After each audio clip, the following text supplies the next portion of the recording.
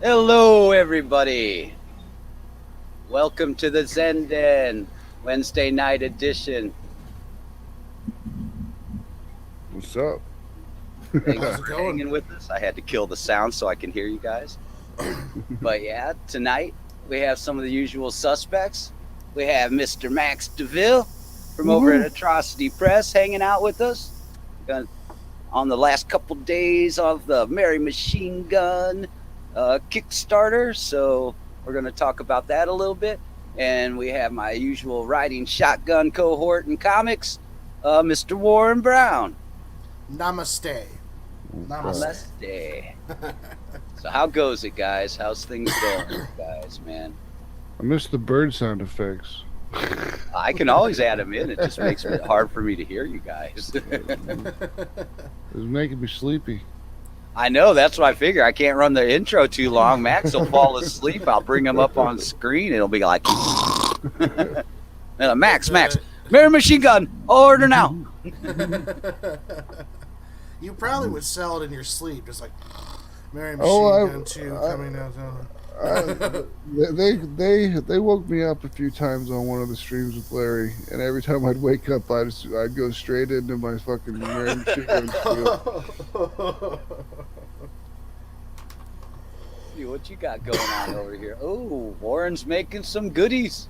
I am working on the first pages of the new beginning for my book and the redo, or all the redraws along those lines. And this is a 2-page spread that I'm working on, and I'm just doing I do the pencils on a notebook that I have that's like half lined and the other half is graph paper, and I do the pages on there, and I write down all the script that's going to be on the pages, and then now I'm take a picture of my phone and then put them onto clip. And I also have this here. This is going to be 2 planets. I already got the circles in to make sure I keep them round. But yeah, this is 2 planets, 1 universe. That's a space station. This is a space elevator. Let me see if I darken up the. You can see the part down here, and it's on the comic book. This is like the main, only way you can get on and off the planet that they're on, or the moon that they're on, is through this space elevator. All off-planet travel is forbidden in the Joe and Sig world. So the big mega corporation controls everything coming in and out. So Oh, Skynet. pretty much Wayland Core. Yeah. Hey, John, what's up? John stopped in. John Wilson, Big Daddy Hey, John. Bowser. Another Yeah. day in the Zen Den. Hope you all are having a good one, brothers. Yes, yes. Hope you are too, good sir. I'm gonna draw King Shark tonight, though. Oh, cool. And me, I'm just getting caught up and getting everything caught up and wrapped up for the night of little things that I got to get wrapped up on, a couple different things. We got, and here's one of the last Warren and Phil collaborations, man. Little BioShock going on. That looks good. Oh, that came out so nice. Well, thanks. Yeah, I had some good stuff to work with there, Warren, man. I'll get you the Songbird one here tonight. Oh, too. yeah, Songbird's going to be fun. I went back. Did you ever check out that BioShock wiki that I was talking about, man? Oh yes. Oh yeah. I was looking up the Big Sister. Big images Sister, and stuff. yeah. Yeah, that's gonna be my next one. But I had to do King Shark first, and then I'll do Big Sister, or I'll do Weasel. Oh, I Weasel. might do Weasel. That character, man, that was too funny, man.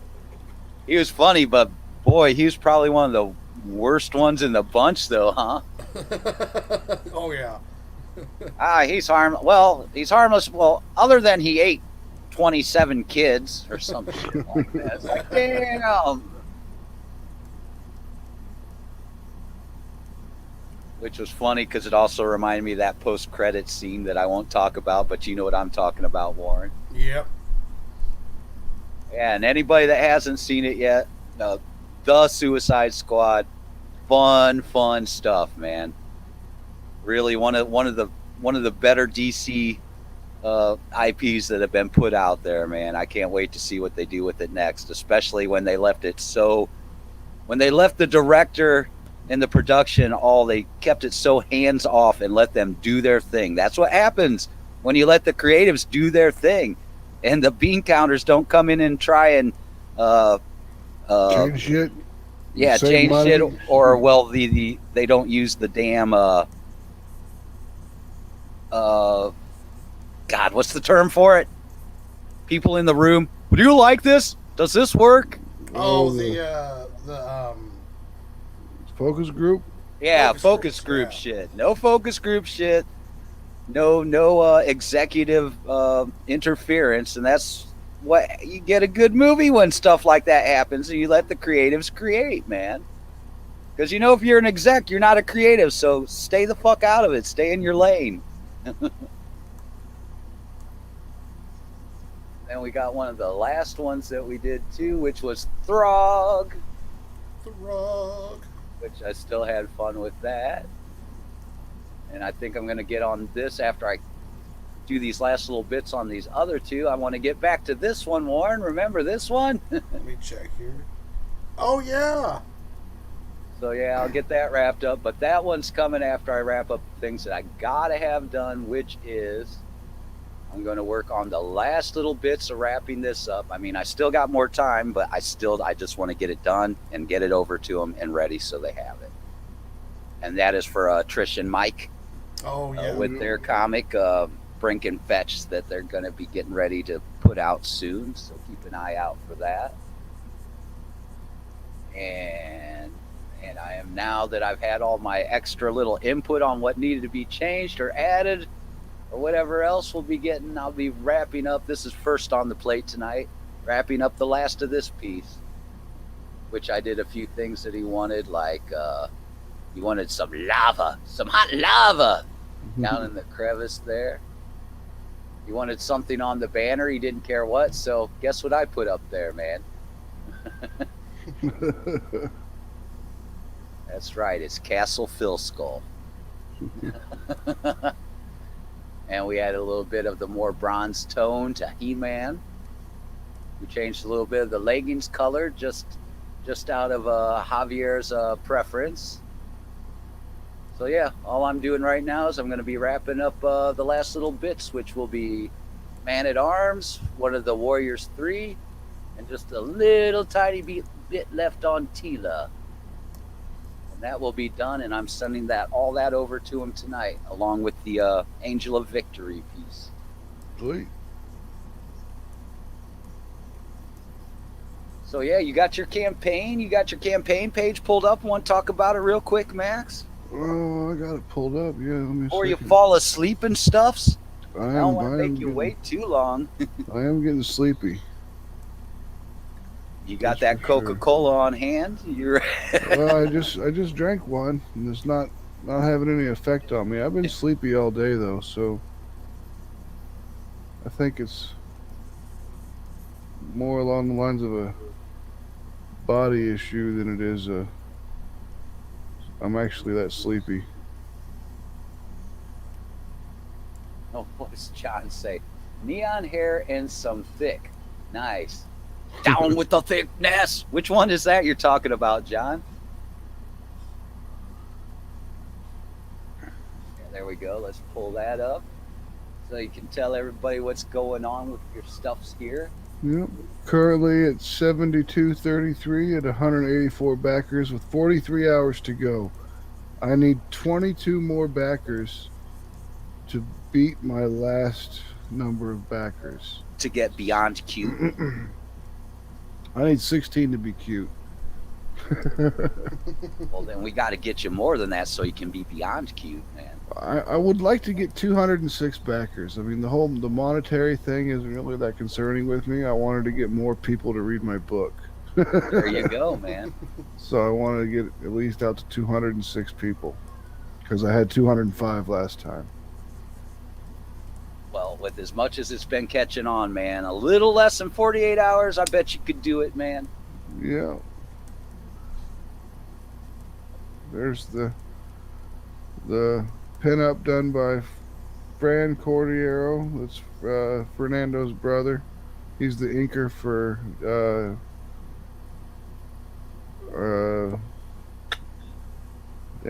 Neo Tokyo, The Truth is a Virus. Oh, yeah. Which you can get at atrocitypress.com. You can purchase it there. I've got a couple orders from the website that I got to shoot out tomorrow. And then here is the free pages that we always give away, 7 pages free. And this is from the beginning. It's a flashback, Mary flashback at the end of the first book, and this is the continuation of a flashback. But you can pick up the book and start reading it from here and be completely all good. That's nice. Kind of a semi-self-contained story then. Yeah. I mean, but then they can always get book 1 too. You know? Oh yeah, on the campaign you can get book 1 as Mary Machine Gun Reloaded, which we'll get to that. These are all the hunters that are hunting the Beast of Jovedon. That's what they're there to hunt down. And then Charlotte pretty much says that she's gonna. It's like, okay, Mary, you can hunt this werewolf, or I've got this group of people that are bandits that are going to attack the hunters. So you can either keep them safe, or you can hunt for the werewolf. Because she wants to be the first one to kill the werewolf, because then she'll enter the order. Because whoever kills the werewolf first gets to enter into the order. And it's quite obvious that Mary is the one who enters the order. This page is very interesting. I like it a lot because the 2 little windows that they're looking out, those are like eye sockets, and the tree line over here is like a skull. Looks like, so it gives you that feeling of death with the death, and then the dead bodies at the bottom help I like it when pictures within pictures like that. That's always cool, Now, man. was that all the artist, or did you plan to have that kind of in your mind, or? No, that was Fernando. He did all that himself. So, Oh wow, nice. That's a bonus. That's what's cool about collaborations sometimes, you know. yep, Whether it's TV, movies, or comics, man. Sometimes collaboration, something cool will pop up that nobody ever expected yet, you know. well, I like to give Fernando a lot of freedom because I trust him with what he's doing because I know he's going to do the best that he can for the comic itself, and he's he puts a lot of psychology into his stuff, like color theory. He's really Yeah. into color theory Hell yeah. and all that stuff. Because yeah, just through colors you can show emotions or emote, you know, that people, whether they know it or not, their subconscious will pick up on that, and it'll Exactly. read that way, you know. Yep. And of course, we've got the digital you can get for mostly for the overseas people or people that just dig digital. You can get the deluxe digital, which has issue 1 and issue 2. And the issue 1 is the reloaded one, which is completely relettered from the first printing with SK doing the lettering on it because the first printing had a lot of lettering errors. Oh yeah, SK does a good job, man. Yeah, he SK's does. all over the place. He's got a lot of things. He gets a He's lot of things going, man. he's a busy letterer. I'll Oh give him yes, that. he is. Yep, yep. But he's good at what he does. So Exactly. That's why he's a busy letterer. exactly. And then we've got cover A, which is by Fern himself, the guy that does the art for the pages. We all after the first Mary Machine Gun came out, we decided to go ahead and give it to cover A. Will always be the interior artist because why not? Well, because yeah, that's the one that people. It's like you know, because we've heard it before. It's like, why isn't the art the same on the inside as what's on the cover, man? Exactly. But then we've got Ed Benez's cover B, superstar DC comic book artist Ed Benez. Superman. I think he did Wildcats, a whole bunch of stuff. Justice League. And Fred Benez is his brother. And that's cover C, which is quite popular. But cover D is the most popular of all the covers so far. And that's by Mariah Benez, which is Ed Benez's sister. So she's doing quite well. Oh yeah, definitely, man. And her art is fantastic. I mean, it Oh looks yeah, great. her anatomy is down to a science, man. Yeah, it's almost like she's got these parts. Yeah, there you go. Seen it You under a go million figure. times. Somebody that drew it that you know can relate to that and make it all good and accurate and not. Then of course we've got Steph Wilson's cover because you always got to have a Steph Wilson cover in every project. If you don't, he'll come after you until you do. He'll be sending you a message. See, look, I made this thing of that. You know you want it. You know you want it. And then Eric Blake, who just got done with Red Sonja 1982, came over and did our Kickstarter cover exclusive. So that's got Mary and Charlotte with Ophelia in the background. Ophelia is, I was Go gonna say ahead. I always liked that one, man. yeah, that's one of my favorites too. I think it's the purples that does it. Yeah, that originally it didn't have the purple in it, and then Fernando redid it and added the purple. It's a good contrast. Yeah, I think it worked out well. And then we've got larger pictures of all the covers. That way people can see the covers better. Yep, that one metal cover. I saw that one. We haven't got that's the metal cover. Well, there's the Oh yeah, reloaded no, I cover. didn't mean to jump ahead, man. I was Oh, just no, you're seeing the good. one that I knew was a metal cover. That Yeah. that one. This one is we got the Ed Benez metal cover. It's It's gonna look fucking sweet with all the metal and the way it's gonna be reflective and everything. It's gonna look fantastic. And it's Hell yeah. limited to 50, and they're numbered on the front, so they're actually limited and numbered. Ooh, so you got to hit up on that one because limited supply. Exactly. And plus, it's even more collectible because there's so few going to be out there. I know. There's only gonna be 50 total. And then we got, of course, you got to have the naughty cover, which is Mary re- being a little revealing. You know, everybody likes a little naughty here and there, you know. Of course. Looks like she's smoking. I know she's got incense, but it looks like she's smoking. She is smoking. Quite And then smoking. here's the prints that come with it. There's print number 1 with Charlotte, and Mary's print, and then another print of Mary by Alex Santana, which is fantastic. He did a really good job. And then Alex did this one too. This is Ophelia. So you get all of our girls in one thing. We dedicated the calendar this time to Ophelia, because last time we did Mary.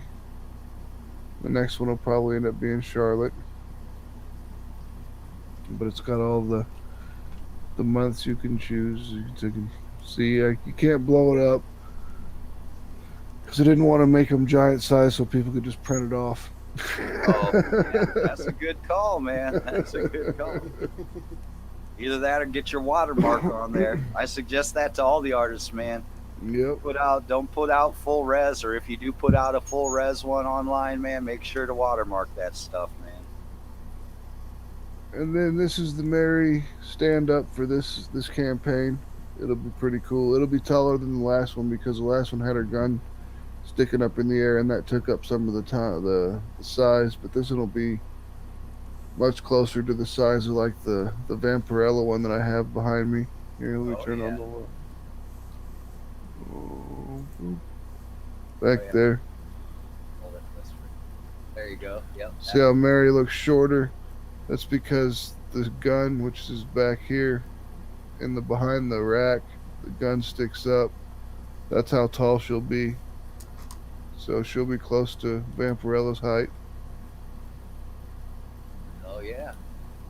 That's cool, man. Like I said, I don't know. I have not seen anybody else do the standalone cutout Cardboard cutouts. Yeah, I have not seen that, and that's really cool, man. That was a really cool idea.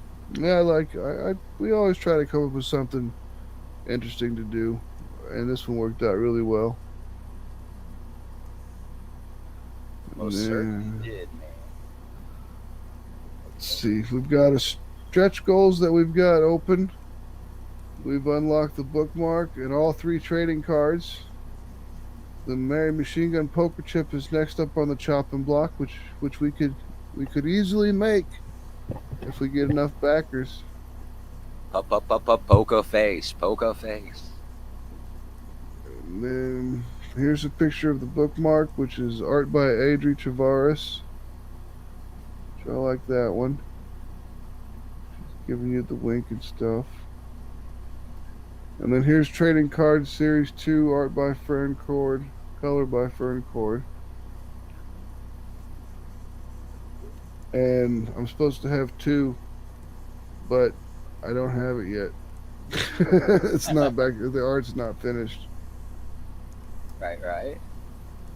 And we've already actually got to have 3 now. So we ran into the campaign just took off right off from the beginning. The day 1 it just blew up, so we weren't ready for that. But hey, it's better to be. It's a good problem to have. Yeah, there you go. Yep. Yeah. Oh. But yeah, we've got 43 hours left. 184 backers, I believe. Let's refresh it and make sure we got those accurate, up-to-date data.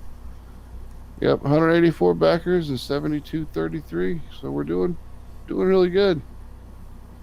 Be cool. See at least a couple of you guys maybe catch this live while we're and go over there, and before we're out of here, see that number jump a little bit. That'd be really cool. Be Yeah, really nice.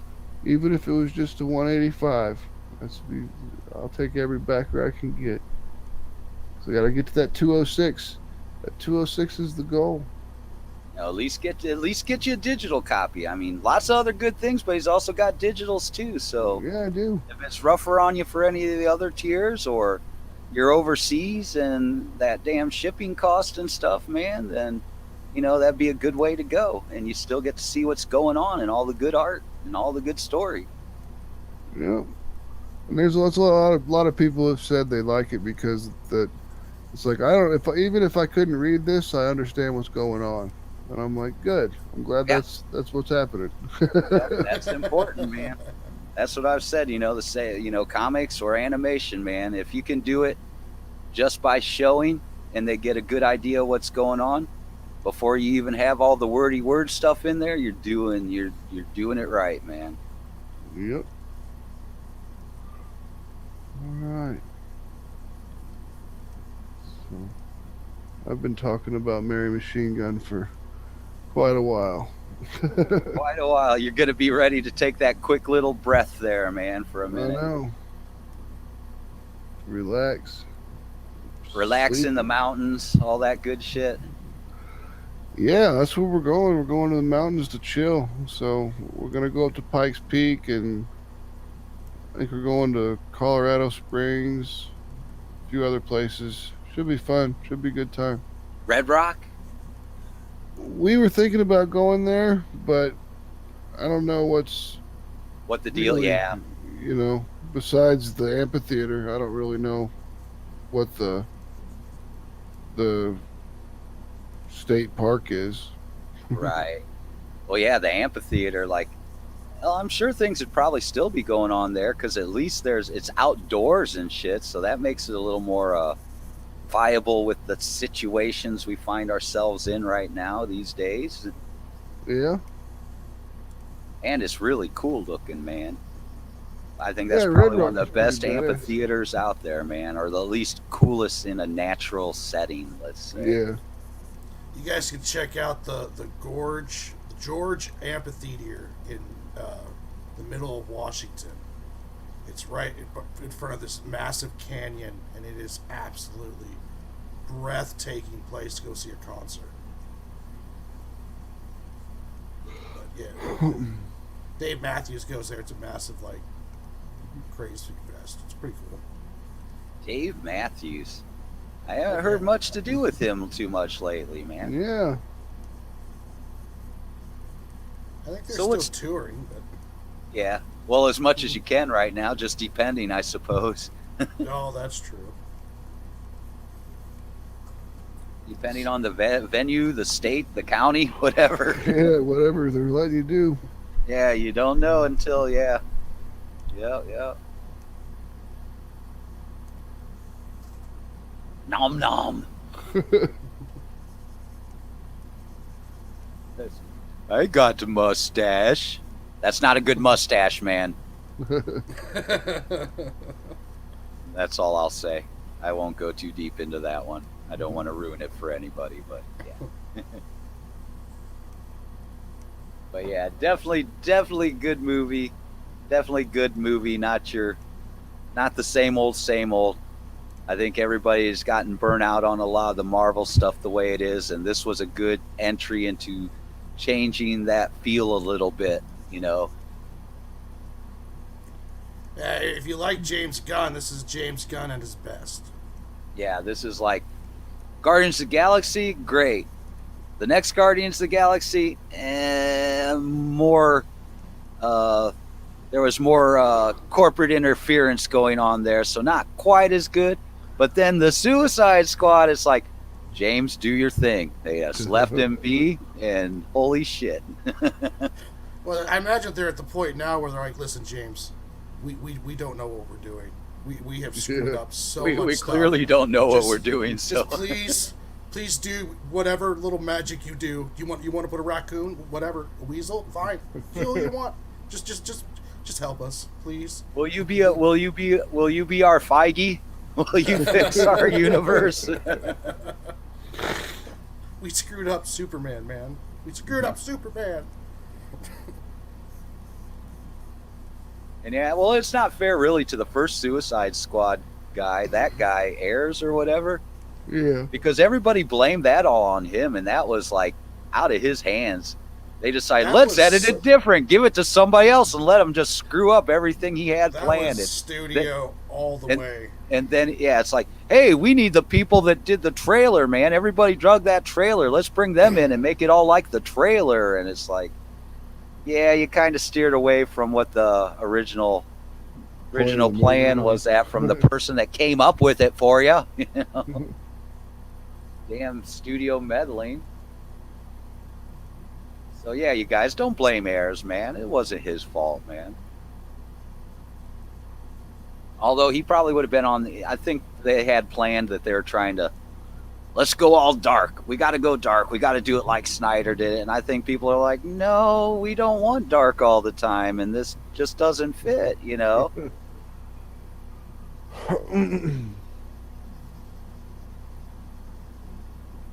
And did any of you guys say that you got to catch any of the what ifs?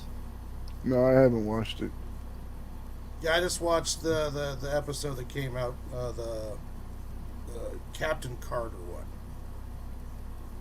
It wasn't bad. It wasn't bad at all. So I Pretty was decent animation. rotoscoped. As I Yeah. well suspected, I finally read an article. It's like it was rotoscoped. That's what I thought, man. People are like, look at that cell animation. It's like, well, it's not exactly that. Kind of a different thing. Which started, believe that or not, rotoscoping started in like 1914, I believe it was. Wow. Yeah, that far back. Then, of course, Disney kind of did a little bit of that, whether it was direct rotoscoping or they had the artists looking directly at live footage, you know, of like, you know, characters dancing or whatever, and they did a direct, you know, get all that more realistic motion going on and shit. Yeah. But my favorites, though, and the ones that are best known for rotoscoping is The Waking Life, which is really good independent rotoscoped little movie thing, and of course A Scanner Darkly. Yep. If you have not seen it, Scanner Darkly, check that out.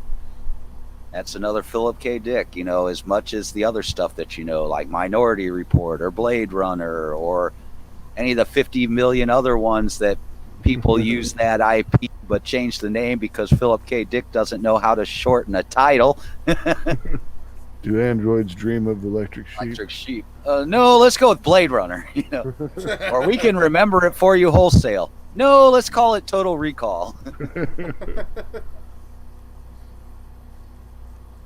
Oh, there we go. As John says, James Gunn made a few good flicks like Super and Slither. Oh yeah, the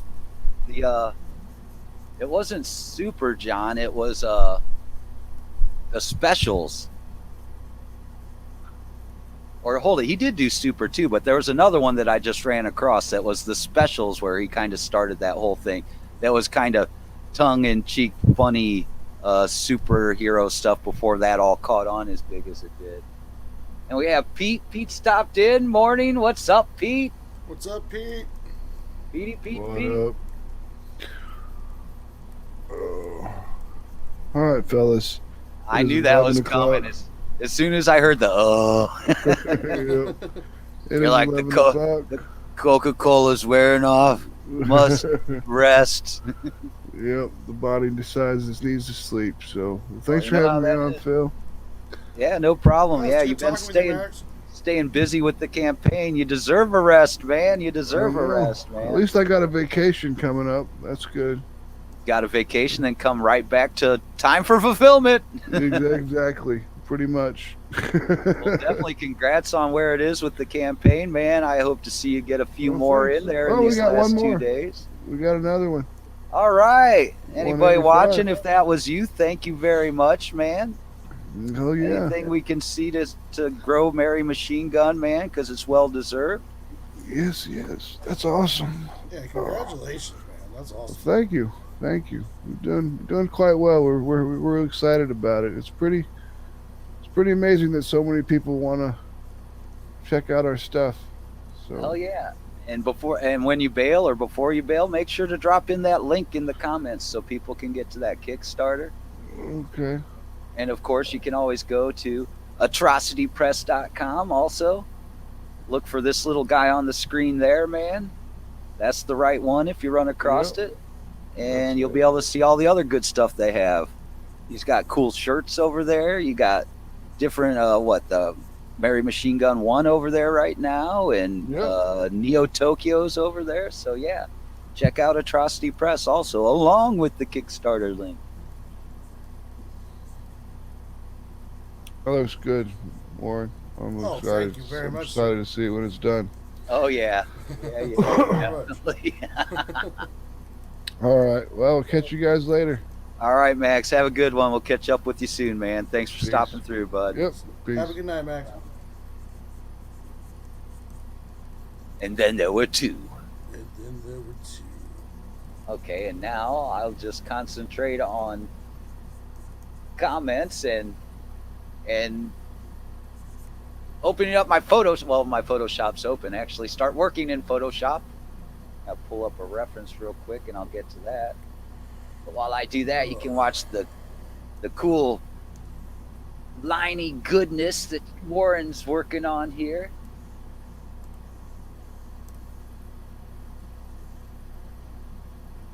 Oh, I love it when a drawing comes together. Oh, definitely, man, definitely.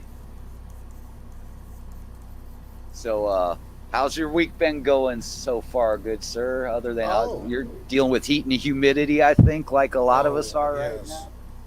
Yep, we have not been spared from that, and work-wise, it's going good though. I got Cthulhu, my part of Cthulhu wrapped up, and then I started scripting the new stuff on Sig and Joe, and I've already started doing the pencil layouts for the new pages, and it's going really good. It's exciting.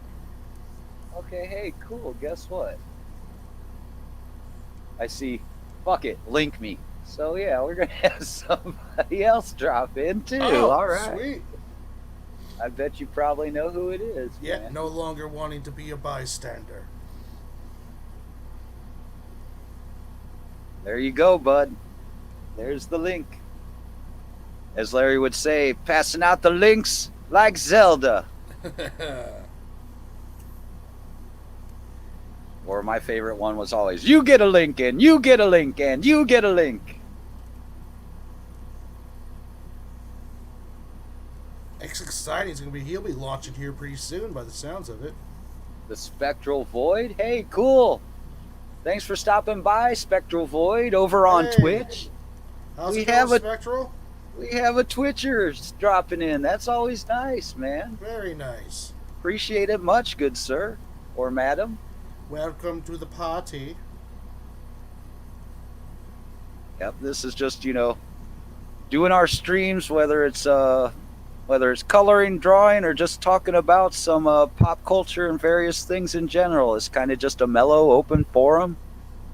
Anybody ever have any questions that are in the chat, just throw them out there, You want to know more about something we're talking about, any of that. And bump, there he is. It's Pete. Hey, Pete. Good morning. What's up, How buddy? are you? Morning, sir. Good. Me barely.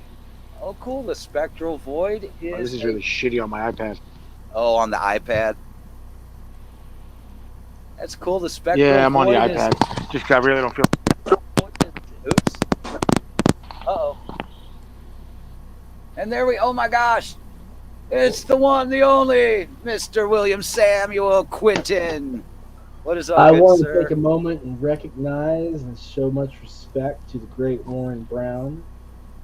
Oh, thank you. Oh, yeah. So, Warren, I got the pieces from Greg Harms today, and I just got off the phone with Alexia, and she's, of course, finishing up her final piece. So, God willing, the creek doesn't rise, we should be ordering copies of Dungeons and Games this weekend. Awesome. Hopefully. Awesome. Now, which means also I have to schedule a meeting with everyone Sunday night so we can figure out what else we want to do, like if we want to do Indiegogo or whatever. Yeah. And I don't know if you saw this yet. Hold on, let me zoom it. Button. Hold it. Okay, there we are. Oh yeah. Oh, Now, nice. this is on the same stock, but a different finish than what we've got on Dungeons and Dames. And I'll tell you, oh, coming soon page. I love that, right? Hell yeah. I want to show you guys something. Check out how well this pops in this. Oh, cool. Oh, that. nice.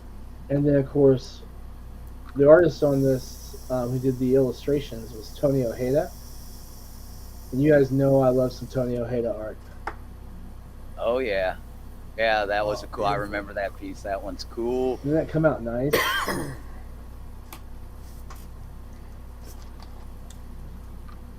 Oh yeah. You said you actually had been playing. You played through that not too long ago with some peeps, right? We did the first book, The Draw Whoa. And it was brutal, man. It was brutal. I mean, how the hell does that look? And that looks awesome. But check this out for those of you who are book nerds. I've been fiddling through this all day long. Look how tight that binding is. Oh, very nice. Oh yeah, because you did the perfect bound on it. That's right. Yeah, I have to with this many pages. There's no way around it. I mean, if you did, you could do staple binding with that, but you really wouldn't want to. With that many pages, it'll wear on it real bad.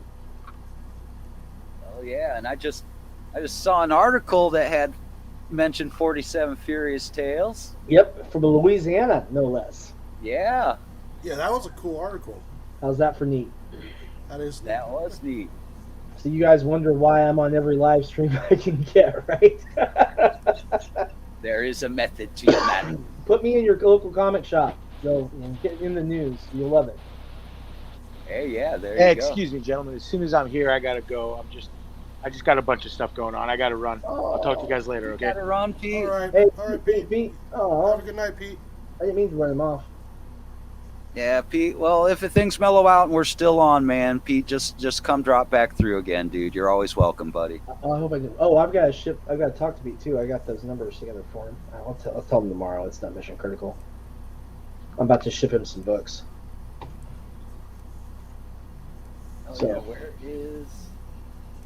Is that for the New York Comic Con stuff? Yeah, a couple of his other con appearances. Oh, cool.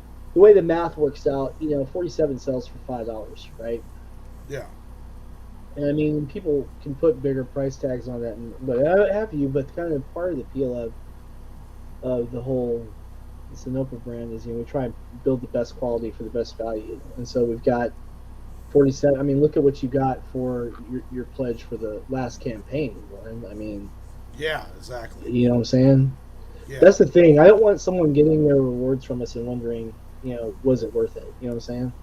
So that's why we try and make sure everything's really top notch. Let's I'll see. tell you, getting this in print, 72 pages, man. Hell yeah. We got Spectral Void says all good. They are a comic artist as well. Oh, What are very you? nice. What do you work on? Let us know about you a little bit. Yeah. Drop us something in the comments there, a link, or tell us what you got going on.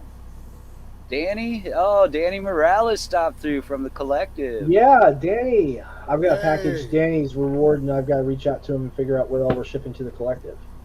So that's gonna be fun. Danny, I'll reach out to you probably Saturday, man, so we can get all that, or maybe Friday, so we can get all that done and get that shipped to you. With any luck, we might be able to get it to you in time for New Comic Day next week. Danny says, "Dude, I want Nom Nom." And I just had a sub add 47 to their subscription today. Sweet. Oh, that reminds me. I got something to show you. Uh-oh. So these are done by Alexia for the collective because they said they wanted to order some with remarks on them. And so Alexia remarked a selection of them specifically for them. Oh, Hell yeah. nice. Because there really isn't space on the front page for it, so all of them got a little something extra. Nice. Where is it? And I know that Danny's going to wonder how many that there are that you can get a hold of. So I'm going to take and just let him know that's all there are. we were doing con shows. So there's only so many. But All yeah, right, man. let's see. We got LP showed up. Larry, Hey, what's up, Larry, Larry? what's up, man? which, like he says, makes sure to get exciting comics. Number 17, Danny. Yep. Hold on, I'm Definitely. actually having to keep up in the comments for a change. Good job, guys. It's got Niobe in it, man. Yeah, we got Niobe coming up. Yeah, catalog, the number AUG 211490. And Spectral Void says, writes and illustrates a sci-fi comic called The Spectral Void. And there's a link. I will check that out after the stream. Yeah, thank you for dropping that. Danny Morales, holy cow, that's gorgeous. We want them all. And Well, nom nom. Cool deal. I tell you, the collective is one of the top selling stores for 47. It was the top selling store until here recently. And there we go. Ooh, look at that. Free comic book day in Leesville at the box. Yep, they're one of the newest stores that we've got carrying 47. Oh yeah, look at that. I wish I could zoom in, but you know what they're holding there, man. 47 issue 1. Oh, there you go. Yep. And there you go, right there. Since the store opened, unique independent titles have come top sellers. Popular independent comics at the box include Harriet Tubman, Demon Slayer, 47 Furious Tales. 47 Furious Tales first shipment to them sold out in 2 days. Oh, They that's put it, awesome. they put it out on Wednesday and it was gone Thursday. So we had to ship another order Thursday and it got there I think the following Monday. So There you go. Anybody in that area, there's how you can get hold of them in yep, this. support your local comic shops, guys. There you go, man. Save yourself the shipping cost. Hells to the yeah.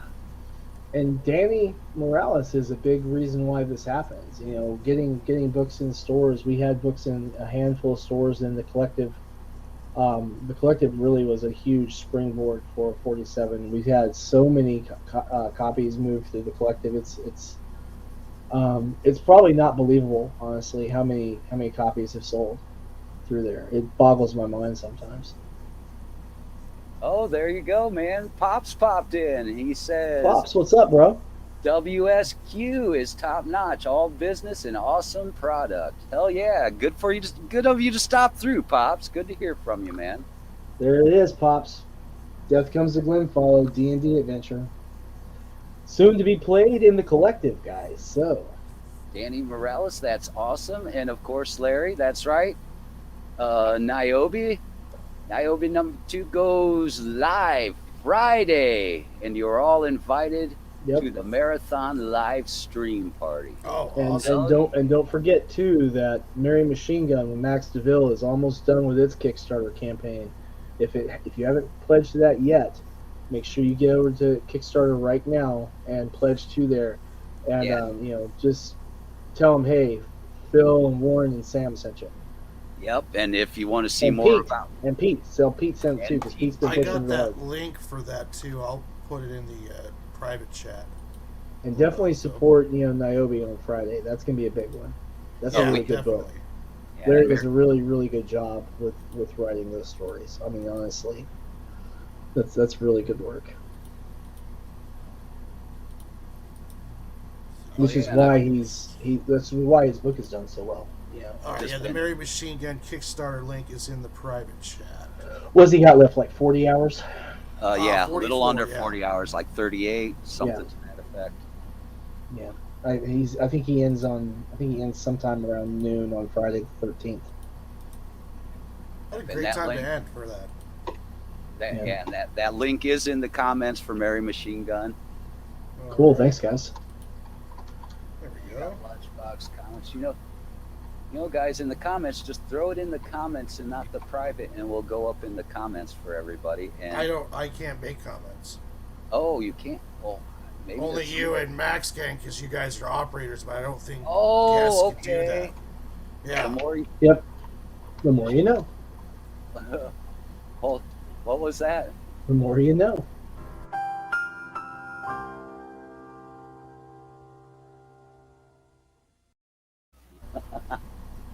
I had to do that. I don't No, get too I completely love it, man. Thanks. much. Yeah, I've got. What else do I got in here? Oh, I got that. Poof. And I've just been updating my portfolio over on ArtStation lately, man. I got a few new things up in there, man. All the Cool. color work I've been working on, and more Cool. coming.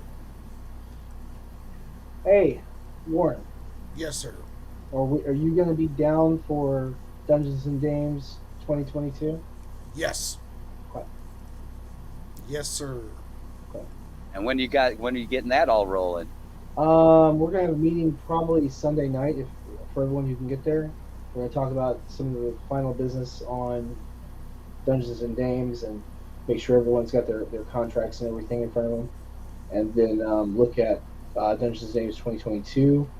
I think we're probably gonna go with maybe 5 images per artist on this one instead of 4, so we can make up some content, make it a little bit bigger book, and still have everyone showcase their own styles, their own tastes on it, and then we'll figure out what we're going to do as far as theme. But yeah, I'd like to get a pretty good team assembled for that.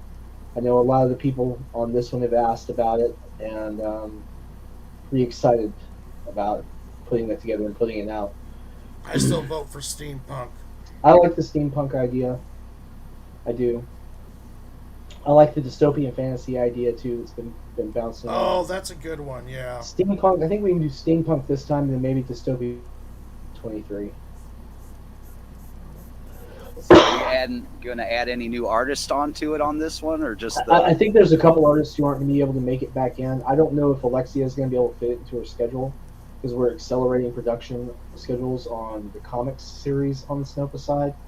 Because we'll have literally by the end of the first quarter, we'll have three comics in production at the same time. We'll have 47 Furious Tales, Reign of Ages, and then Necroholic with Brian Lee. And then we'll be looking at seeing if we can get Super Willow into the schedule by the end of the year, funding allowing. There's a dystopian fantasy comic I want to see if I can squeeze in. But basically, the key point is getting everything rolling. And with the time it takes to do the detail work that Alexia puts into 47, I just don't know if she'll have time to do that with her other commitments, you know. Oh, and there we go. Danny says they've got a Kickstarter, Tales from the Collective Initiative. I didn't get invited to participate in that. He's like, we got a Kickstarter too. We are with the cool kids now. That's great. I didn't get to create on that, man. What's up with that? And Larry, this is where the cool kids hang out. All right. I don't know how cool I am, but I try to at least be chill. Maybe I'm not too cool yet. I don't think anyone's called me cool in a long time, so like since the 90s. Since the 90s, yeah. Yeah. Since I stopped playing music, I think that's the last time I heard it, man. I think last time was before I had kids, so yeah, it's been a long time. Isn't that the way it goes, though? That's kind of the way it goes. Yeah, you have kids, you're just not cool anymore. And let's see, Niobe says, but yeah, Danny Morales in the post you asked about Niobe getting to your store. Now you can order right through Diamond. Yeah. We're officially with Antarctic Press. Danny says already did. Niobe Comics. You do you, man. Okay. Dang it. Trying to keep scrolled properly. Damn it. StreamYard. Let me know if it's. Wow, this is coming together faster than I thought it would. And the Spectral Void asks, where are you all located at? Well, me, I am stuck here in the Midwest in Fort Wayne, Indiana. Yay! And as with these guys, go ahead and tell them where you guys are at, man. I'm in a small hole in the wall in Kentucky, There you go. specifically in the capital, Frankfort, Kentucky. Sam Quentin, Sonoma Publishing. I make comics and role-playing game books, and hopefully soon, or not soon, but hopefully in the next year or two, we'll get our children's book series actually moving along. Ah, the Mojo cover. God, so nice. I know. I hope I get asked to do some Mojo sometime. Who I'd did love the that. pencils on that one?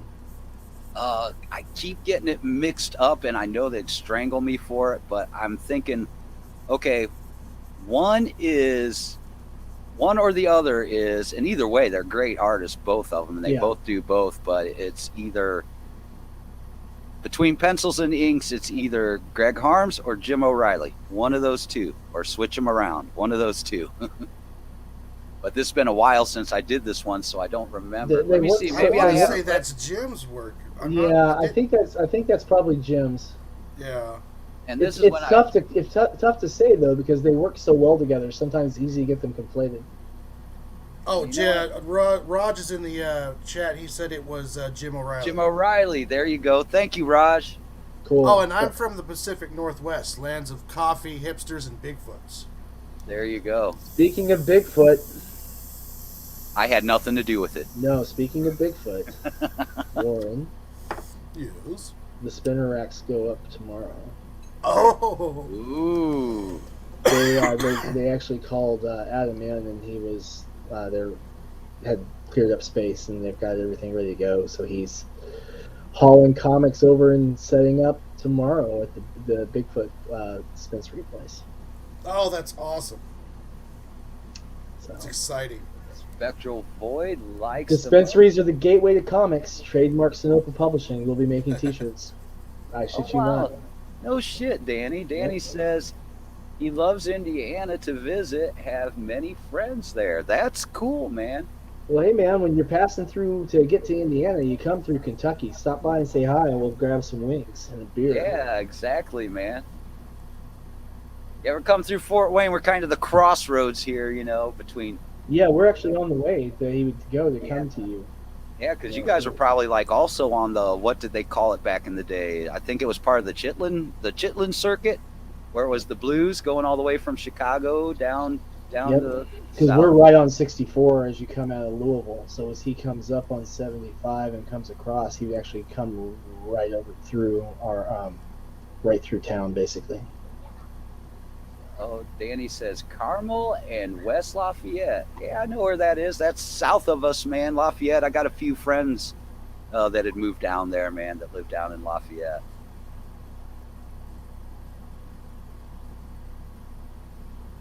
Yeah, and let's see what else we got. Sophiso Graphicos. You know what? While I'm actually in here, let me see. I'm going to fix this. Raj, okay, you said that Jim did the pencils. Who did the inks? I'm guessing it was Greg, but let me know. Yeah, 'Cause probably. I'm gonna fix that right now because this is one of my earlier posts in the portfolio when I was still getting used to the layout, and I need to accredit them like I have everybody else in the portfolio. I don't think I got that cover. But I bet it's probably Raj doing the inks, because Raj's ink work is rock solid. Raj's ink work? Yeah, Raj's ink work is rock solid. I didn't You know. should Harm. you should see I'm You not said Raj. I'm Raj. sorry. I didn't know I'm Raj sorry. inked, man. No, I'm sorry. I meant Greg. I'm sorry. It's There late. you I go. actually should be in bed. Willow starts school tomorrow, so I gotta get up at 06. Yeah. And I've been going hard all day, so you guys know me. I went to bed at like 4 o'clock in the morning and got up at 7. Oh yeah.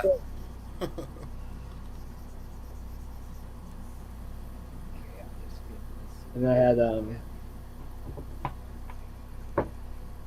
I will tell you this though, I'm really, really excited for 47 Furious Tales issue 3, guys. I think it's the best script I've written for the series so far. Oh, I'm excited for it too. I'm really liking how the series is going. And it is full of some furious action, man. There's like 12 pages of fight scenes, and it's one fight. Oh wow. Yeah. I mean, it's not like, how to put it. It's just, you'll see when you read it. It's something. Um, we got a really cool 2-page spread coming from Alexia. I might tease that out in the work group, Warren, so Oh, we'll get that in awesome. there.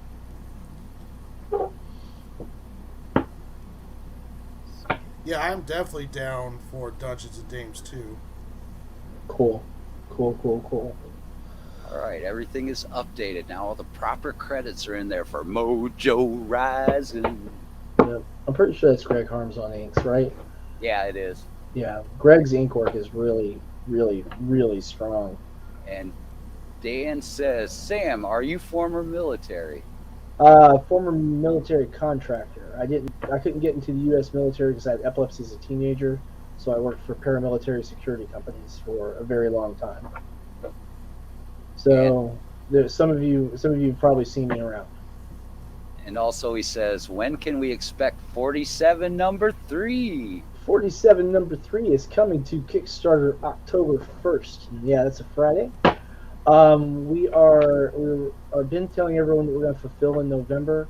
I think we're actually going to probably fulfill in December. I'm going to look at where we're at the last couple of days before the campaign launches, before we make it official. But the idea is to have it in everyone's hands before Christmas. Hell yeah. And it's important that we do that because in January we're launching Reign of Ages, and we have to be fulfilled by then, obviously. So we're taking it pretty seriously. Our schedule is absolutely fierce from now until all the way through May.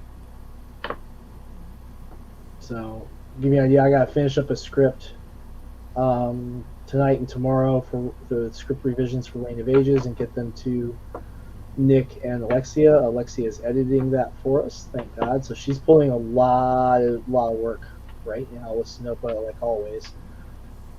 And then I'm editing Necroholic for Brian Lee. So we just did a couple of pages over the last few days. And yeah, stuff's looking good. Now there is a paper shortage going on for some of the paper that we like to use. So we're probably going to use 110 weight on the books for the covers instead of the usual 130 until we can get 130 back in. But I'm pestering my printer to see if they can squeeze me in for a batch of 130s. But we have to have a print date for that, so we'll see if we can squeeze it in. Cool deal. Danny says they just hit 16 freaking backers. This Kickstarter thing is pretty cool. Sweet, man. Yeah, congratulations, Danny. That's Yeah. freaking awesome. You know what? You should check your DMs, Danny, and maybe you want to talk about that a little bit, man. Definitely, you should get on some shows, bro. I would love to see you guys on. Definitely the Darkslinger Mafia podcast, I think, would be a good place to be. You should reach out to Adam Watson. I can put you in touch with him. And Adam wants to speak to you guys anyway because he wants to point you guys to comics mainstream distribution because he's got a lot of indie books that he's carrying. Or we're not all that big or nothing, but you can always stop by the Zen Den, man. Well, yeah, man. I'm not trying to steal the Zen Den's mojo or anything. Oh no, of course not. Of course not. I'm just putting it out there, man. Yeah, I'm just putting it out there. Definitely get on the Den. I'm gonna be like, oh no, you can't go over there. You need to come over here. No, go every place that Lord, you can. Good Lord, how many times have I been on the Den? I've been on the Den. I've been on Pop XP. I've been on Peter Samedi's show. I mean, yeah, get out there and let everybody know as much as possible, no matter where the stream is, man. Talk about what you got going on, man, so people know. Plug your magic, brother. Plug your magic. There you go. I can't wait. Danny 9 panels, man. 9 panels, brother. Oh, cool. He's turning on the laptop now, so we may have a little bit of a guest appearance. I love it, man. Danny's fucking awesome, dude. By Dan the Man, of course, man. All this shit they're doing down there at the Collective for indies, man. I wish every store out there, every comic shop was doing that. Like, here's the thing. We were in, of course, Dewey's at the Cooper School, Gotham Underground, in He said- Jersey also, and then a couple other places like the Hive, and then the Collective. When the Collective came on board, the Collective has such a just grandiose presence on Facebook in particular, with their weekly shows and everything, particularly through the pandemic and the auctions and everything. It really showed a lot of people that indies could do so well in the shop, especially for those periods when Marvel and DC weren't shipping, but like Joey Pineda was shipping, Raj Yeah. Mahan was shipping, I was shipping, Travis Gibb was shipping, Larry was shipping, because See, Larry's going it to ship to makes- anyone who buys the book. It makes And- sense to diversify because look what almost happened to the shops last year because they relied on 2 places for their stuff, man. Yeah. So you comic And- shop people out there, learn from the Collective, man. Well, Indies here's the have other- good stories out there, great art, and they're great people. Support them. And The for big my- two don't need all that support anymore, man. The indies need your support, man. And for my fellow creators out there, guys, make sure you're pricing your books so that the shops are making money on it. Yeah, It's really hard for a shop to sell a book at $6 or $7 off the shelf when no one's heard of it. So try and get your price points down, get your print runs to where you can get your price runs down, and leave plenty of margin on there for the Yeah, shops. like we said, you need to have. We were saying earlier, you got to be passionate and have faith in your project, and print up a good size run, man, so Yeah. you can keep your costs down for the shops and for the people buying your books, man. Because here's the thing: people say like making indie comics is a full-time job. It's really not. It's several full-time jobs because you're writing. If you're a writer artist, you're doing 2 jobs right there. You're doing your crowdfunding and your marketing. That's at least 2 jobs right there.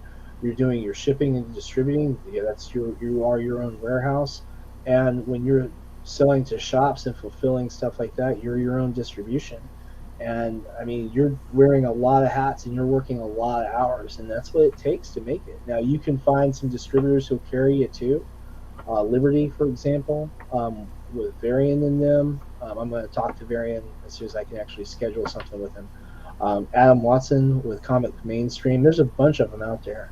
Yeah, And just finding those people to help you put your books, particularly in stores. And I mean, I get it. Everyone's like, well, but I can sell at full price to the individual consumer. I'm like, yeah, that's true.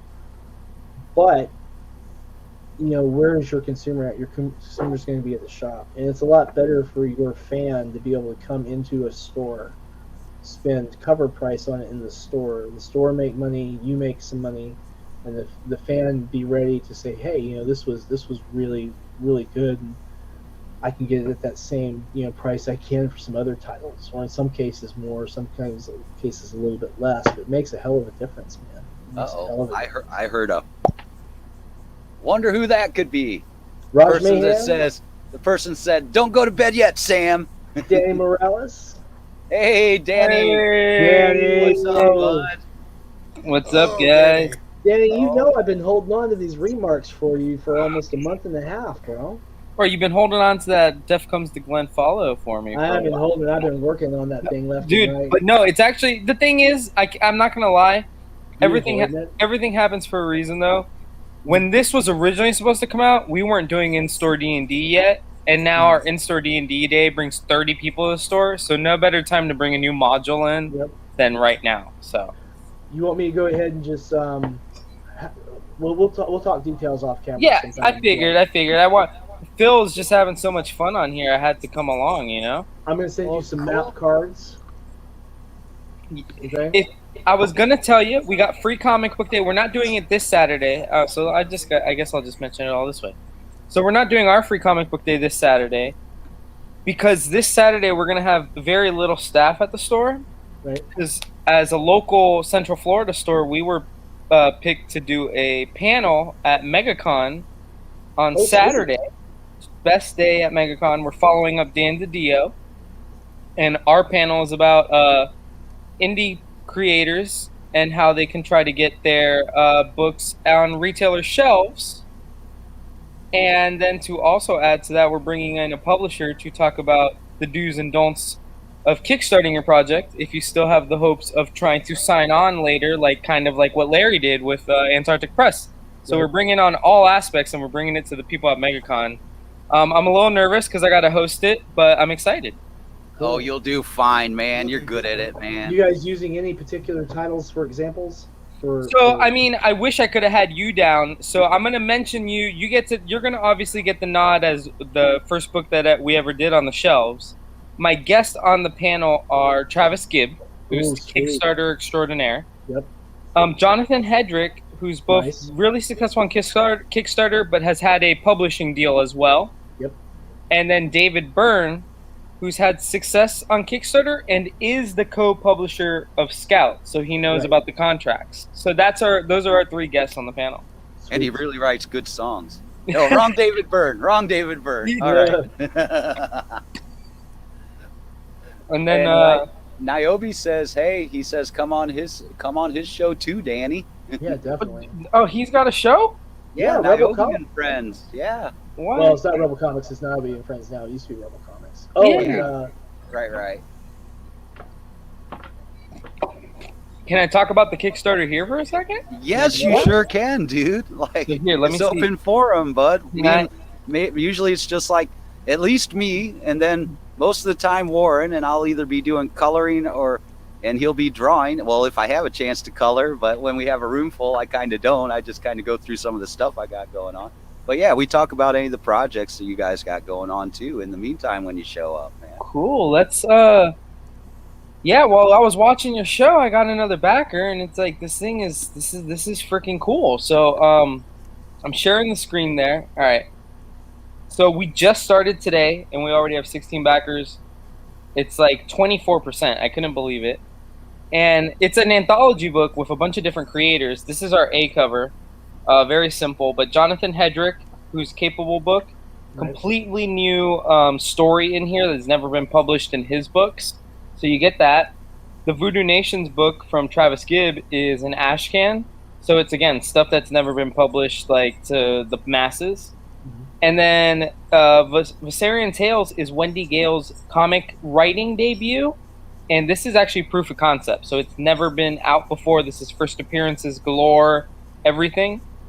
And then Final Growth by David Galliano, who's local to us, is his proof of concept. He's actually been pitching this around to companies like Aftershock and everything like that. So this is going to be the proof of concept and first appearance of his world.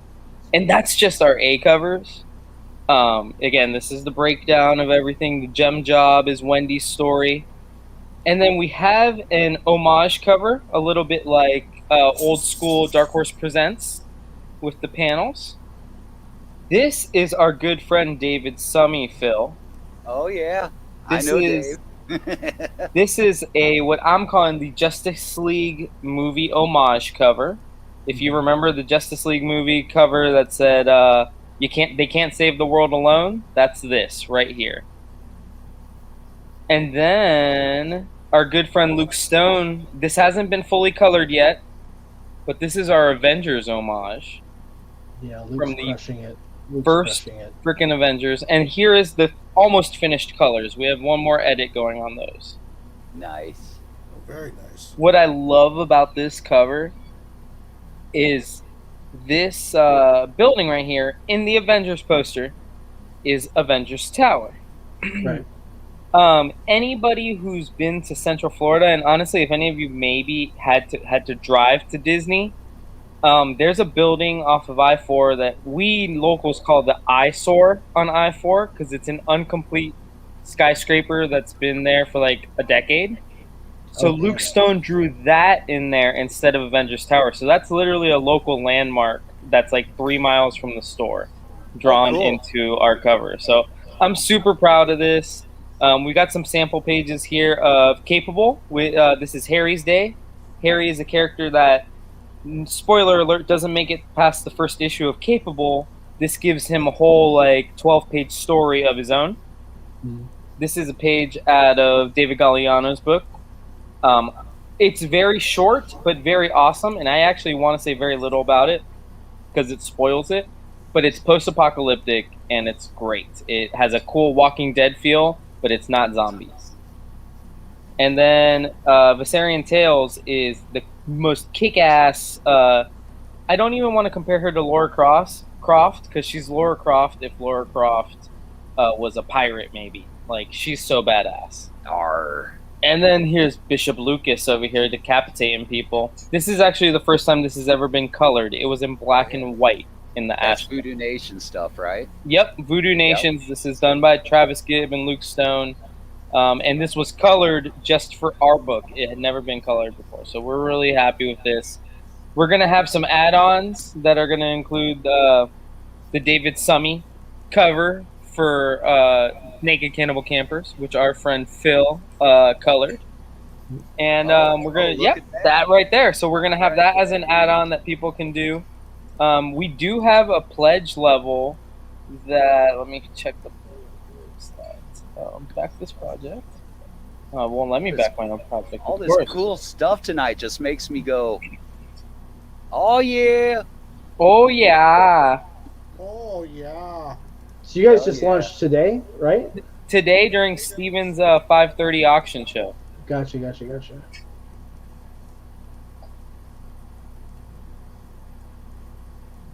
Oh man, how do I look at this all fancy? You're doing a panel at MegaCon, huh? Yeah, dude, that's what I'm That's saying. pretty Like, wild. That's I pretty can't wild. believe that they agreed to have us. Hell yeah, that's awesome. Well, you guys have been doing good stuff down there, man. So, course. the pledge levels were what I wanted to kind of show y'all, and I found them. Where is this view project? Whoops, I don't want to do that. So I put a little love in there because, as you guys know, we support so many different things. Yep. So Thank you so much. if you look at our pledge levels, we do the basic digital like a lot of people do. We do the standard cover, which I said was that A cover that had just the bare bones slider look. We're doing the homage cover, which is that Dark Horse Presents DHP style. The Avengers homage, the Justice League homage. You get to pick two of any cover for $40. So if you're picking the two homage covers, you save $10. You could get every cover. But then I also did two different levels of I Am the Collective. So the first level of I Am the Collective also comes with the store exclusive of Voodoo Nations, Steak, and Shit Show, which are two of those are scout books, and one of those is the original Voodoo Nations. Then we did I Am the Collective Ultimate, that literally comes with every cover the collective has ever done an exclusive for. Oh, And that's wow. just $100. That's just $100. Wow. So That's a whole lot of goodness on all that, man. yeah, I mean, just including on the platform, you're getting 1, 2, 3, 4, 5, 6, 7, and then we have 2 additional covers that we're throwing in there as well. So I'm excited. I can't wait to start fulfilling even because like the book is done fully. Everything's done. We're coloring that last cover, and it's going to the printer. You know, we'll print some goodies, stickers. I'm a huge fan of coasters. What's the panel think about coasters? Why not? I mean, don't you like always need like a little coaster to just like put down, right? Like Yeah. we're gonna make Yeah, I can see that. Yeah. So we're gonna do stickers, coasters, and a couple other goodies. But I'm excited. Actually, Sam, you've done a few Kickstarters now. What do you suggest as like little extra goodies if you don't have a map? If you don't have a fancy map made up? Yeah, I've done a few Kickstarters. That's a good point. I've done a few. Only a few, just a few. Like you know. 15, 16, something like that, yeah. For stretch goals, I usually don't do a lot of stretch goals, but I like stickers because they're easy to ship and don't affect my postage too terribly. I like a lot of digital content for it, so that's a big thing. You guys have what, 1250 goal, right? Yeah. What's where do your stretch goals start? 15? No, I wouldn't do 15. I do a little higher than that. But I think I would make the first one like completely digital, and Okay. maybe even do something that isn't in the fulfillment, but maybe doing something that's just in the campaign. So you guys have the panel coming up. I would say, if you guys hit 2,000, you have like a round table stream that you put into the update for the backers, and you have every creator that you can get on who's got a book in your store, and have people do a Q&A with all the creators and ask, just a big thing. Ooh. It doesn't cost you anything. It's great value for your backers, and no one else is doing it since Kickstarter Live it stopped being a thing. And you can do it really easy with StreamYard. You've Yeah. already got the equipment in place in the store. I mean, the only thing it's going to cost you is time and make some calls. And if you've got Travis Gibb already, contributing on this and your own creators, plus everyone else who's got books in the store, I know everyone loves working with y'all. I know I do. So, I mean, I think it would be a really easy, fun stretch goal that you could literally just pump right into an update and say, guys, this is what we're doing. I like that. And I would say that like $2,000 just to make it a nice even number. Okay. And to help drive people towards that, because it's only 750 more. It's not like trying to double everything up like that. And I would make cool events for this campaign and just find ways to make it an entertainment event. Yeah. So it doesn't negatively affect your overall price point. Because one thing you're going to find is that your price points are very much in line with what people are looking at in the shelf, plus their shipping costs. And you don't want to run into a situation where you got too many add-ons, especially with shipping going up on the 29th of August. USPS postage rates are increasing by 12%. So that's gonna have a definite impact on anyone who's shipping for any Kickstarter. So that's why you keep Sam around, man. He's the freaking jeez, man. Look at it this way: it's a fantastic stretch goal that doesn't cost you anything but a couple hours, maybe an hour of your time. And it's like ideal. So obviously when we fulfill, we would do a signing, but it's like it'd be awesome to do the weekend before, like a panel where everybody that worked on the book is also there. But rather than me ask all the questions, we have people that backed it asking all the questions, and I think that would be awesome. No, you're so right. Especially if we can send out the digital a little bit ahead of time so they can even potentially read it and ask questions. Because I know after I read 47 Furious Tales, I had many questions in a good way. It's like I get to talk to a creator now about his book. This is awesome. Yeah, because you had the digital first, and then the demo copies we sent arrived, I think 2 days after that, right? Yeah. Something like that. So, and now look how many books we've moved through the collective. Woo, bro, I mean, so I knew I was low because I knew I only had some 3s left, and it's 2 copies of 3. All the I think you shipped me like maybe 15, 20 overall because it was like 3 covers or whatever. I have 2 copies left. I think we shipped to 25. Was it 25? On the last shipment. I think the last shipment was 25. The one before that I think was 40. So 2 copies left, and a guy grabs in. He's like, "Hey, when's issue 3 coming out?" And I was like, "Oh, that's a good question. I will ask Sam and I'll let you know." And I know you just told us earlier you're hoping for October 1st, right? October 1st is our Kickstarter launch. The Kickstarter? We expect the book to be done probably either the first week or middle part of November, and in fulfillment immediately after that. We want everyone to have the books in hands and on their shelves, either if we can by the end of November. If not, definitely before Christmas. And we're going to make sure we're going to look at where we're at the week prior to the campaign launch so that we have the best data to tell people when we're expecting it. But I can tell you that Lex has the final revision of the script in hand. We spent about 2 hours, just going over everything the other day. And I'll tell you, I think it's the best script I've written for the series so far. Hell yeah. I'm excited. You're hyping it up so much, and Alexia's art's just getting better and better and better. So like, it's really awesome. Wait till you see what she did for Dungeons and Dames. Oh yeah. I'm excited. And were you saying that you think the D&D book will be able to make it there by like Wednesday? You said.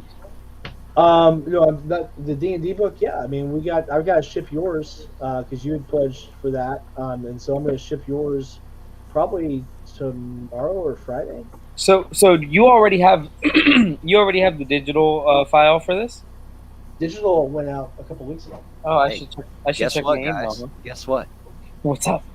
Boom, Raj. Raj, Raj. Raj is waiting backstage. It's Oh, like, I'm dude, just I waiting love for a that. spot, Raj. I to love get that you in. hat. I love that hat. There Oh you go. man, thanks.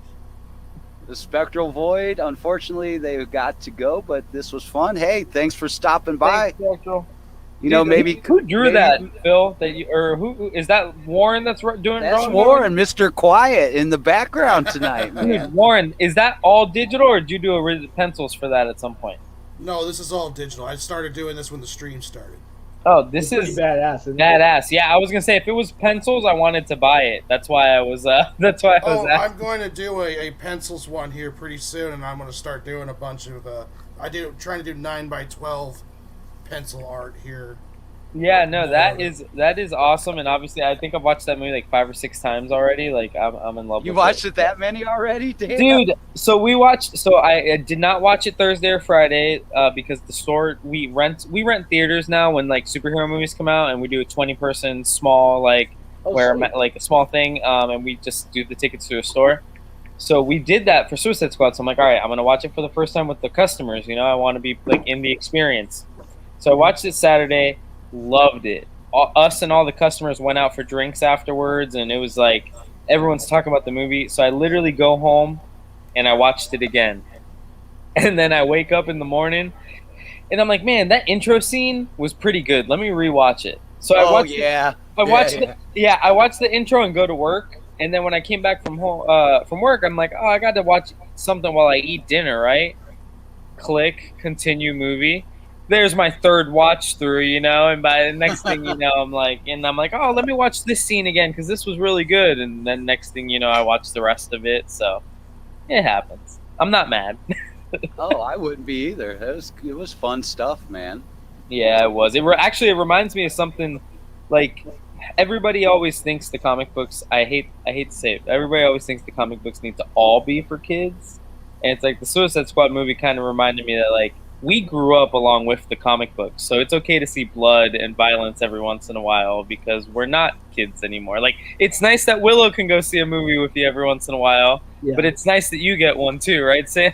Yeah, definitely. Yeah, and plus that one, somebody had pointed out that I had seen, and they were right, that it was where they weren't going super cinematic with it, where they actually added that flavor of a comic book in it, man, which made it cool.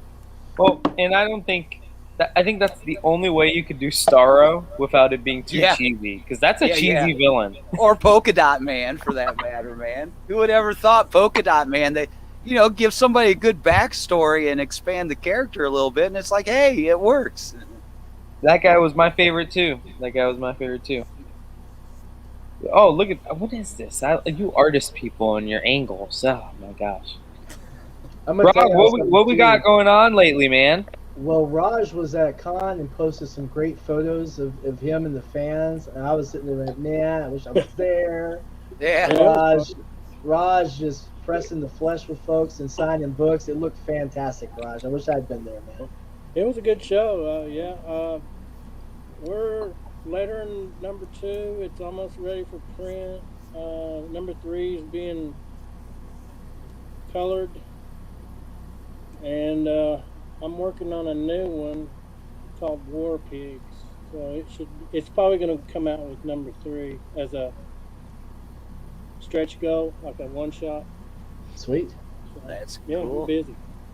So how's the other projects? Didn't you have some, cryptozoologic or something thing that you had No, in the background? Skinwalker. No, we're doing Skinwalker too, but this War Pig one just kind of fell into place, so I'm gonna do it and then go to Skinwalker. Yeah, there you go, man. Yep. It's pretty cool. We got Damien Starr. He's helping write some stuff. And Damien, he's a good dude. So Jim's working on Origin. So yeah, we're doing all right. Yeah, it's great seeing that Jim's getting more and more into things, man. It's Well, if like what it's. If I can keep him focused instead of doing those sculpts, man, I mean, but whatever. Yeah, Did because he just do a cable sculpt last week or the week Yeah, before? no, he did that, and then he did a Moon Knight that was just badass. Oh, nice! I gotta see. I need to ask if he's willing to maybe take a stab at doing a 47 sculpt because Ooh. I would love Ooh, to. that would be pretty cool. Yeah. Oh, I would yeah. love to see that. But the thing is, he's using monster clay, and Right. it really don't harden up, so you couldn't ship it. That's the No, thing but we where should be he's- able to scan it and put it into a Yeah, 3D you could model do a construct. 3D of it. Yeah. Oh yeah, you don't even have to. Well, they're physical. They're physical, right? Right. Yeah. Yeah. So you don't even have to do a scan. All you got to do, and you can get them fairly cheap, and get a silicone mold kit, and he can just take that actual sculpt and do a mold, take a mold from it, and you could make them. You don't have to use digital printing necessarily if he's already got the physical form. Hey, Danny, throw in that link to your Kickstarter, and I'll back it here in a minute. Ooh, yeah. Hell yeah! I I ain't mad couldn't about find it a that. while ago. I went under collective, and it didn't bring me up to nothing. So I'm glad it wasn't just me. Yeah, I'm not sure. So I tried to name it something good. I don't, it's our first Kickstarter. Thankfully, we have the help from Travis Gibb. Travis has helped me tremendously. Travis is awesome, guys. Travis is He's awesome. a little bit. I'm not like in the best way possible. A little bit of a Kickstarter guru in a way, and I He kind of is. love it. Oh He yeah, is. he's been. He's helped me on this second one. First one, I mean, yeah, he's been right there with us. So I appreciate him. I think this is the link. Let me make sure. Yeah. Yeah, man, Sam, I know at first was like, oh, why didn't I get the invite? So this one fell into our laps, but all good things, I was good just, things I was do. just screwing. I with you, know, bro. I know. You guys, believe me, I understand page count real well, brother. That's cool. Well, and the thing is, I think when last time I had the chance to interview you and Alexia, afterwards I mentioned it, and I said, I know it's tough with your schedules, but if you guys ever do have, an Ashcan length story, we'd love to have you in the next volume of it, because our plan is to do it yearly. Right now, it kind of fell into our lap, and hopefully it's successful enough that we could just do it every year. Our buddy CJ Lab, who does a cool book, he actually has his Kickstarter. If I can find the link, I'll drop it in there for his issue too.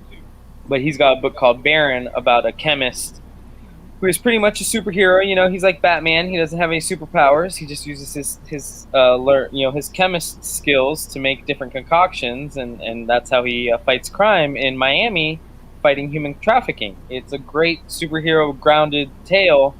And he's already working on a story for volume 2. So like a volume 2 is happening. It's just a matter of what the creators are, and our hope is to not do the same creators twice in a row at least. Well, Danny, I've got a ash can that's out on this next Kickstarter right now. It's called Juju. Well, if you want to, if we can work, we can absolutely, after this is done, we can start working on volume 2. What it's about is about the voodoo dolls. Each one of them has a different ability and power, and they're just their own entity. So that would kind of go well. That would go well with CJ's, because CJ's, like I said, takes place in Miami, and there's a little voodoo priest down there, and the little Haiti and everything like that. So I think it's 12 pages, but yeah, it's done.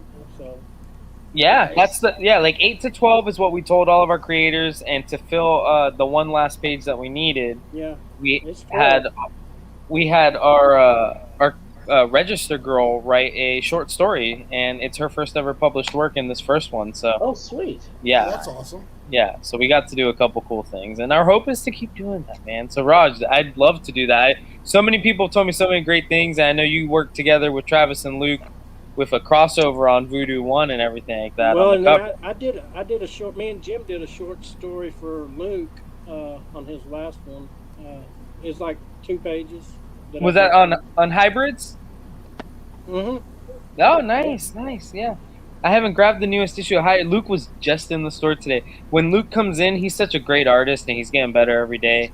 Whenever he's in the store, I hand him a stack of blanks, and he just knocks them out and then hands me an invoice at the end, and I'm like, sounds good, He let me pick a character, and then he let me even do the whole backstory for him. I got to put my little spin on it, and that was cool.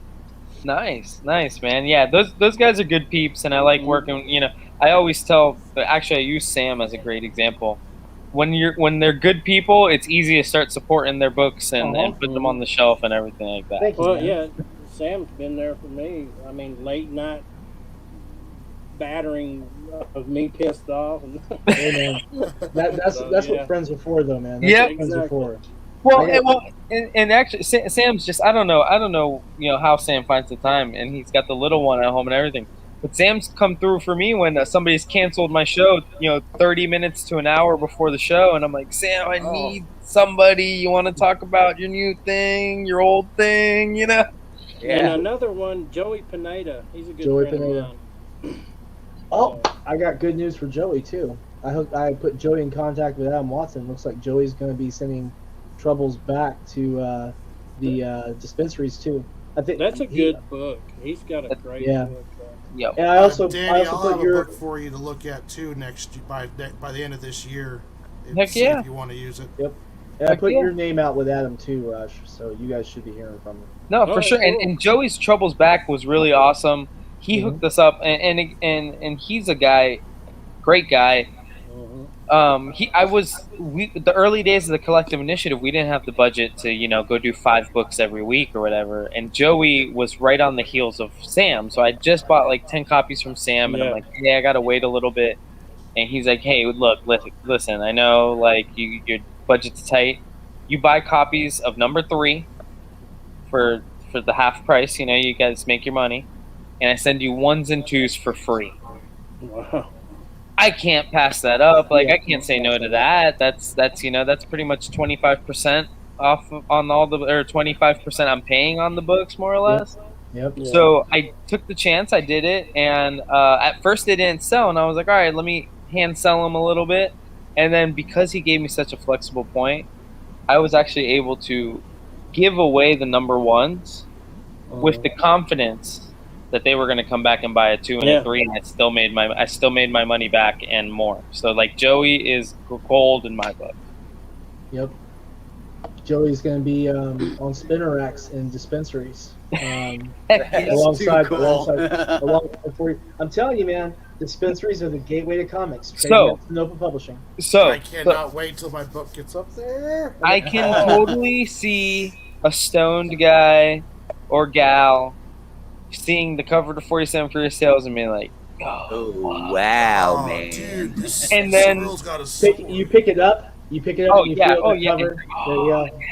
Hey, Raj, are we still on the wall in the background with the cover for 47? On the Oh, yeah. panel we were talking about. Yeah, I you're can't in- wait to you're see in that. there, That's bro. gonna be awesome. heck yeah. I can't wait to see that. Little And- Easter and- egg. That'd be awesome. It was Joey's Brian- book. Can you imagine you're high at the dispensary and somebody's like, yo, it's like Batman, but in the rap world. And it's like, whoa, I'm in. Yeah. I'm in. I know, right? So, and by the way, Adam's got some other indie creators who are coming on board, so he'll probably be reaching out to you so you guys can get like multiple creators at one time too, for folks who haven't, gotten in touch with you directly. But you know me, tap me on the shoulder, I ship your books. It's kind of nice. Yeah, we're working with, I think it's Liberty Distribution now. Yep. Because Oh, yeah. Luke Stone's book is out of there and everything. Yep. And like, it's nice and everything.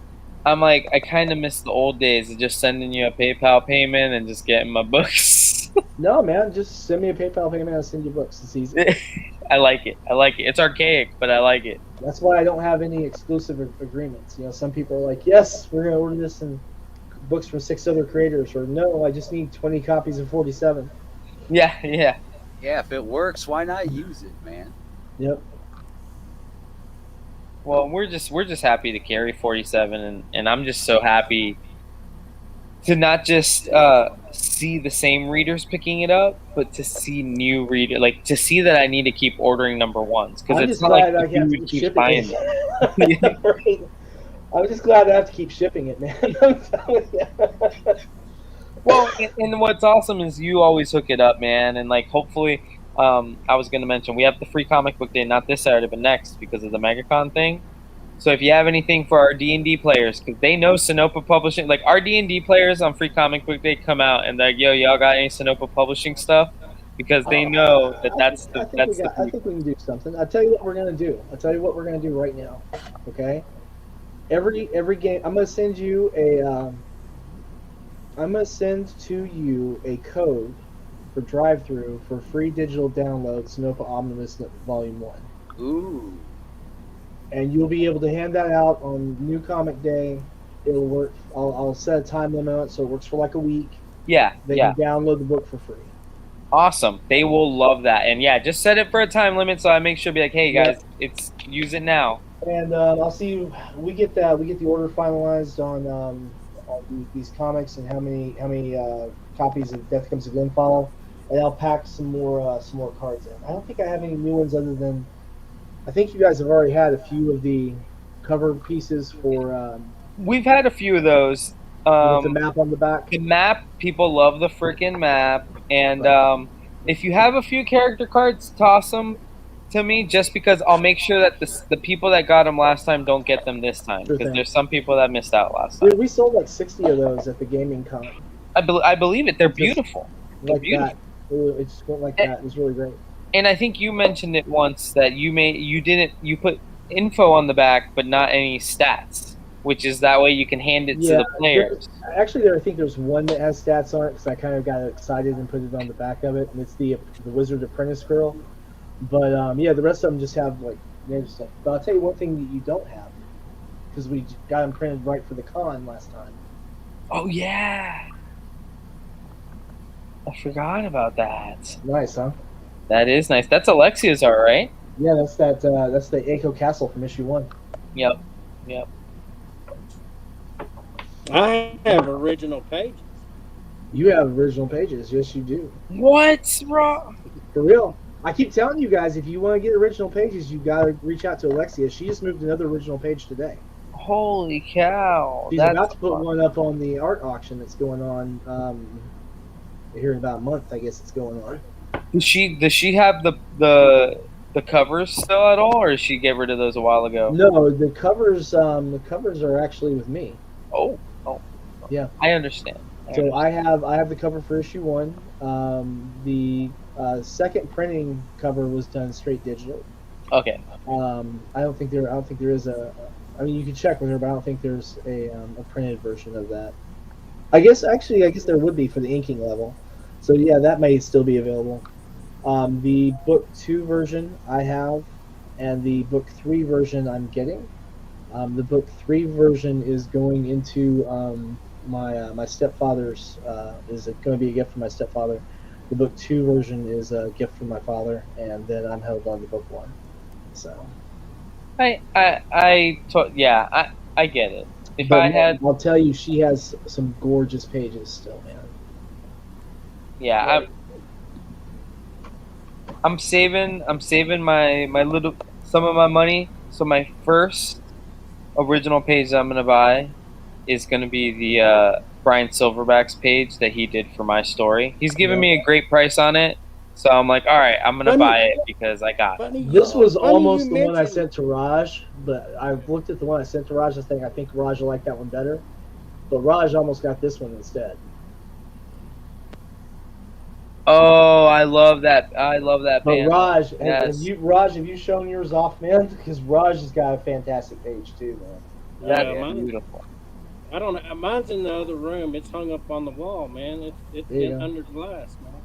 It's fancy. It's But under glass. speaking of Mr. Silverback, he's gonna come on and do a cover for 3. Oh, sweet. Nice. He's good people's too, man. We brought him out for a signing, and it was last minute as heck, and he came in professional as heck and did the signing and made everybody happy. I ain't got nothing bad to say about Brian Silverback. He's the best. No, he's cool. And I was giddy. I was like a schoolboy when we talked about it. I went, oh hell yeah! Finally. I mean, not that my guys are chopped liver or nothing, but I get books from him all the time and sketch covers. I commission him out, and just to have him do a book of mine is just a cool thing. The shit show cover that's in the I Am the Collective bundle on our Kickstarter.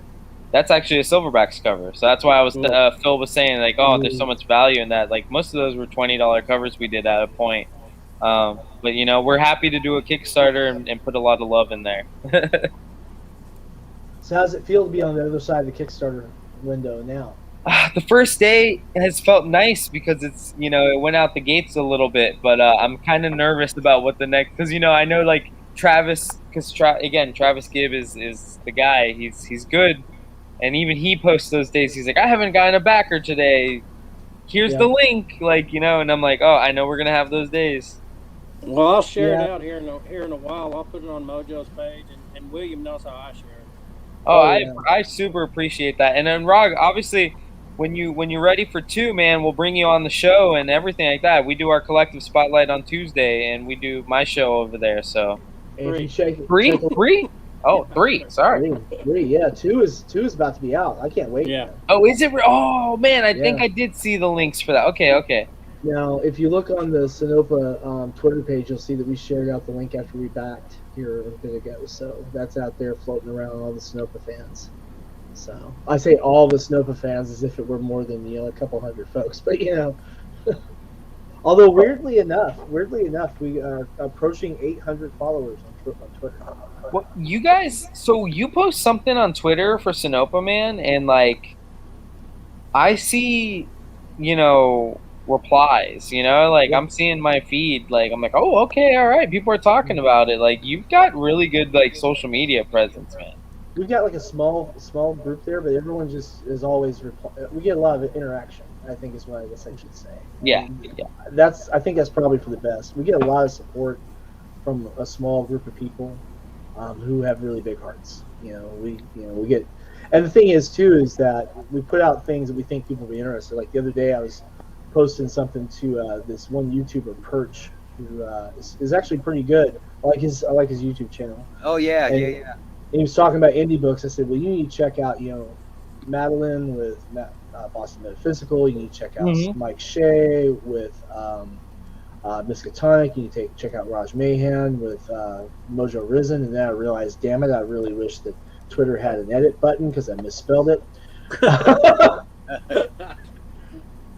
It might have been autocorrect. I was on my phone. I don't know. And I talked to a few others and tagged it out. And just, of course, everyone was like really cool about it and everything. And you can post to some folks who like sometimes you'll see me post back and forth with Jimmy Palmiotti or Billy Tucci or some of those guys. And I've never met Jimmy in person, but really hope to at one of the big cons because he's been a huge influence. And of course, I met Billy for the first time in person this year, and I about had a freaking heart attack. Because we were masked up because masked up at cons and everything, and I came up to Billy and I was like, Billy, it's good to finally meet you in person, man. And I said, I know you don't recognize me with a mask on, but I tell you, it's been really great to follow your work over the years. I really enjoy She. It's great to see you here. And he's like, I know that voice. I'm like, yeah. I've been on your show a few times. He's like, yeah. I said. And I had my little promo cards. I said, yeah, I didn't even get the words out. He jumped up out of his chair and pointed at me. He's like, 47 Furious Tales. Alexia. I was like, oh my God. I literally thought I was going to die. Because Awesome. Billy My God, Tucci he knows my stuff. literally jumped out of his seat and was like, we weren't like really close either. We were a good 8 feet away. And he's just like this little thing right here. He's like, 47 Furious Tales. I'm like, oh God. Him and his wife hugged me the last day of the con. I thought I was gonna have another heart attack. That is and 47 First House kind of has that look, and it's weird because people have done anthropomorphic and there's mouse guard and everything like that, but it has that individual look to it. Like I don't think anybody confuses anything for it, like they see it and they say ooh, Yeah. And then they pick it up and then they buy it. Never fails. So I have a theory about how Danny sells 47. He keeps them on the shelf. He keeps some on the counter. And people come up and he's like, here, check this out for a second. It puts it in people's hands, so they're like suckered. It's like, oh wow, this is cool. And then they open it, and then that's it. What's funny is I'm gonna make Sam's head real big. And actually, it's Alexia. What's is a large funny book. is Yeah. after I'm not even gonna lie. I'm not gonna lie. Part of the reason this has been so successful and we keep doing it is way more times than not, the books sell themselves. Sam, I always tell Sam he had the best. So what helped him probably the first time was because I put him. He was the first ever book we did self publish in our store, so we had nowhere else to put him but the independent shelf next to Image and everybody else. Yep. But his book was 47 Furious Tales. The number 4 is the first thing that the number that goes before A in our wall. So he was the very first book, top left, I level by level. And we sold out 10 copies in like 2 days, and again, I'll admit 10 copies isn't a lot, Right. but we went through it, and it's like when we reordered issue 3, Sam sent me, like he said, or issue 2, sorry. He said about 25 copies across 3 covers. Mhm. And then I ordered issue 2s to go along with that. I think 10 issue 2s maybe, and 10 issue 1s. I've just placed them on our collective initiative shelf with new this week tabs on all of them and a new printing tab on number 1. That's all we did. I turned around less than a week and a half later, and I had 3 copies of number 2 left, just 1 cover, and that was it. Hell yeah. I couldn't believe it because I had done very little hand selling. Like, now, did people ask me what is 47 Furious Tales, and then I tell them yes. But like, I had very rarely walked them over to the shelf. They just saw it, grabbed it, and immediately were interested, in some way, shape, or form. We definitely ship you guys a lot of books. It's probably our most successful independent book, I think, for a lot of reasons. Great story, great art, unique thing. I think people are loving ancient Asian like Ronin type stuff right now, and I think you hit it. You hit it before Ninja Turtles was even doing it, technically. So, well, here's hoping 3 sells as well or better. I think that once you got some people who read it, because I'm pretty happy with the way the script came out. I think Raj is going to be really proud of it too. Because it's like Raj and I had this talk. Oh God, what was it, Raj? Back in January or February about how to improve writing and stuff. Maybe it was in December. It's been a while. Yeah, it's been a And I while. was like, I've been looking at stuff that Jimmy Palmiotti's written. I've been looking at stuff that Brian Hawkins is writing, stuff that Billy Tushy's writing. Oh crap, the dude who just is about to finish up his Batman run. I forgot what his name James was. Sean James Murphy. Tynion, Yeah. Sean Thanks. Murphy's my favorite writer. And then, of Sean course, Murphy's and Sean writing Murphy, is too. great, but his art is also amazing. And Yeah. just looking at this stuff, and then going back and watching the Kurosawa movies again, and just trying to squish that storytelling together. So Larry just asked, how many customers know the creators or their books from like YouTube, or ask about their work specifically? Oh, that's a good question. It's a small percentage. What I actually think is a lot of people come in to the signings because of the creator's presence on social media or whatever, YouTube, Twitter or whatever. But I'm not gonna lie to you, and I don't even think it's people making the announcement, but I've been shocked when I'm kind of standing there, and we're a comic book store. We have people ask us every day, "Oh, do you have this Batman issue? Do you have this Grant Morrison book? Do you have this whatever?" And somebody hits me and it's like, "Hey, do you have 47 Furious Tales?" And I'm like, "What? What?" Like, and not in a bad way, but I'm like, "How did you know?" Like, I have a lot more questions than I have answers at that moment. And it's happened so many times. Like, a book, CJ Lab, again, that I mentioned, Baron, he's local. Like, his Kickstarter for number 1 didn't even successfully fulfill. He paid for it out of pocket to do his first issue. Mhm. And sold them, came to our store in hand and said, "Hey, I want to sell these to you for really, really cheap, and you can sell them for just $5." Nice, Warren. Nice. Oh, dude, that's thank you, awesome.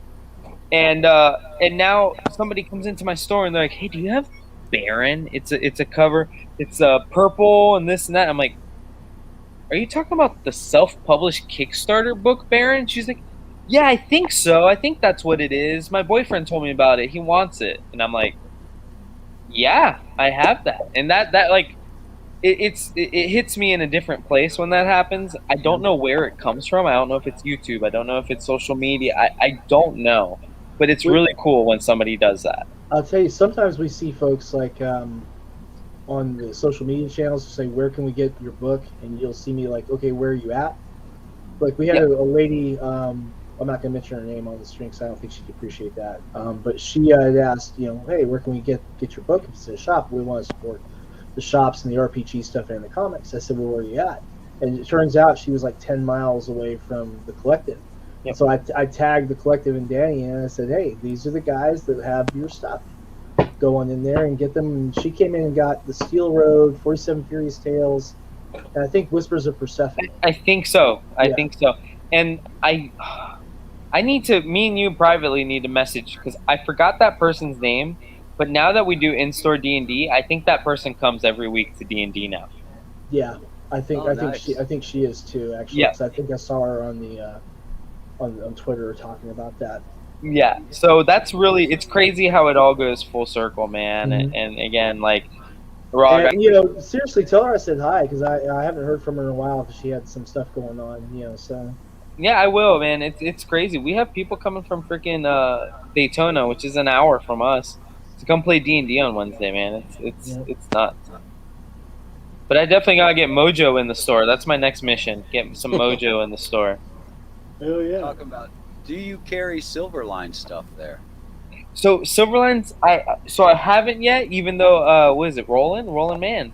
He's like right there in Orlando, man. So I just haven't had a chance.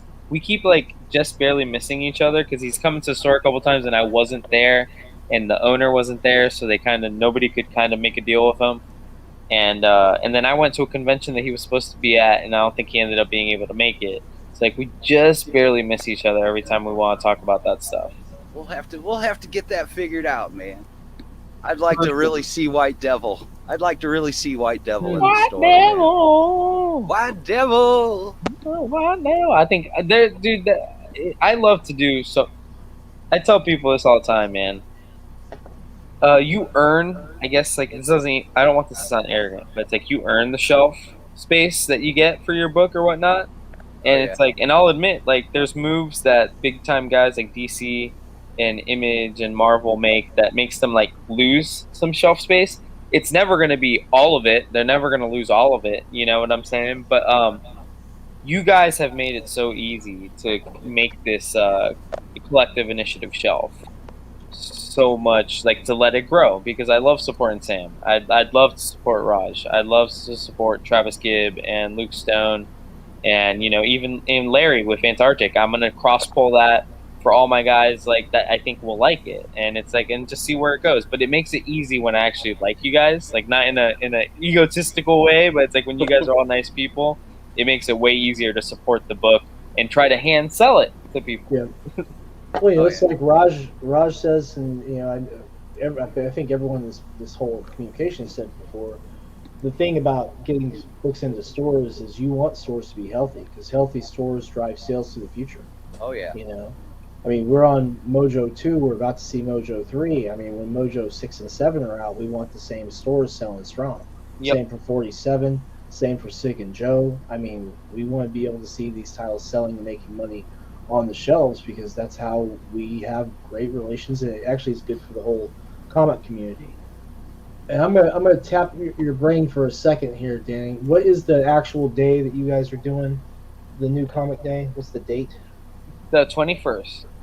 8/21. Yep. I'm gonna put your code in the chat here in a minute. Heck yeah. Oh yeah. It'll actually take effect on the 20th. That way, there's no time zone difference on the morning date, and we'll run. I'm excited for Niobe's Kickstarter. Oh God, yeah. Oh yeah. Friday. And I love that Larry's giving me. See, and this is the type of stuff. It's like what Larry's doing right now, and a couple awesome guys like Jared LaJuan, who's gotten published and had successful Kickstarters. But when he has his published books, he's over here giving me info like this. Like Niobe's like, will be in Exciting Comics 17 through 20. So it lets me know order 17 through 20 higher than I normally would to support him. And then in 2022, it's going to have its own one shot and a miniseries. Boom. That's all the info I need to be able to help him. And it's like perfect. I tell creators, if you make it to Diamond, you gotta help still treat it like you're self-published, because they're not gonna know about your books. I wouldn't have known about Exciting Comics if it wasn't for all you guys. So like, I remind people all the time, if you ever make it, you still got to do a little bit of the that legwork to get your book in the stores. Great. Danny, there's your free comic book day, free issue Snowfall Omnibus Volume 1 for your RPG guys. So you just give them that link, and they'll be able to go to drive-through and pull it down for free. Awesome, dude. I can't wait. I think next week I get to start working on a Niobe trading card or two. Oh, dude, that'll be Fucking awesome. hyped, man. Oh, that's Heck gonna yeah, be that'd be That'll cool. be awesome. Oh, by the way, are you doing more trading cards for Mojo too? For the Oh, third yeah. issue? Yeah, Sweet. we we go all out. Bookmarks, everything. Yeah. You know, I'm not very well known for doing that, but we are doing something a little different with issue 3 that I think you're gonna like. We have a, I guess we can announce Katanas? this. We have a fan art entry, for lack of a better way to put it. We have a guest artist who's doing a character illustration in the book as kind of a bonus, and the artist in question is Tony Ojeda. Oh man. That is awesome. We got Tony Ojeda who's going to be doing a character illustration in the book for us. So we've got 24 total pages on the interior, counting that. It's going to be something to see, guys. Oh, yeah. Yeah, I love this work, man. This is fantastic. Oh, thank you very much. I was hoping you were going to say for the next Kickstarter you were going to have a tier with a katana. No, because Kickstarter won't let you do weapons. Oh. No kidding. Yep, you can't do weapons. What if you did like the naughty covers and put nope across the weapons in the Get What about a katanas with katana notes stamped on the bookmark? blade. Katana book. Oh no, that I could probably Oh. get away with. Oh, That's an interesting idea. I wonder where I can I'm get the those idea cut. man. Can we That's we a have good think tanks like this more often? Is this what the Zenden just becomes? It does at Oh, yeah, times. definitely. Like I say, I mainly started just to do my colors while I was live, and then Warren joined in, and we're doing drawing and coloring. Then everybody else starts popping in, and they're like, "Hey, I'll stop in." It's like, fine, come right in, open Yep. forum. Let's talk about stuff, projects, or stuff about artwork, or all the ins and outs that we deal with in making comics. But yeah, you all are always welcome to drop through, man. Sweet. Oh, that Plus, reminds while me. you guys are talking, it means I actually get work done while you guys talk for me, man. Danny, Which Hey, I did you- appreciate. where Did do you you want see your the book Clutch signed, show man? yet? What? What's the, Did you see the Clutch show yet, or was that coming up? No, I haven't seen it yet. Bill, what's that? What is it? the Clutch show that you were going to. The Clutch? Oh, that's not till the end of September.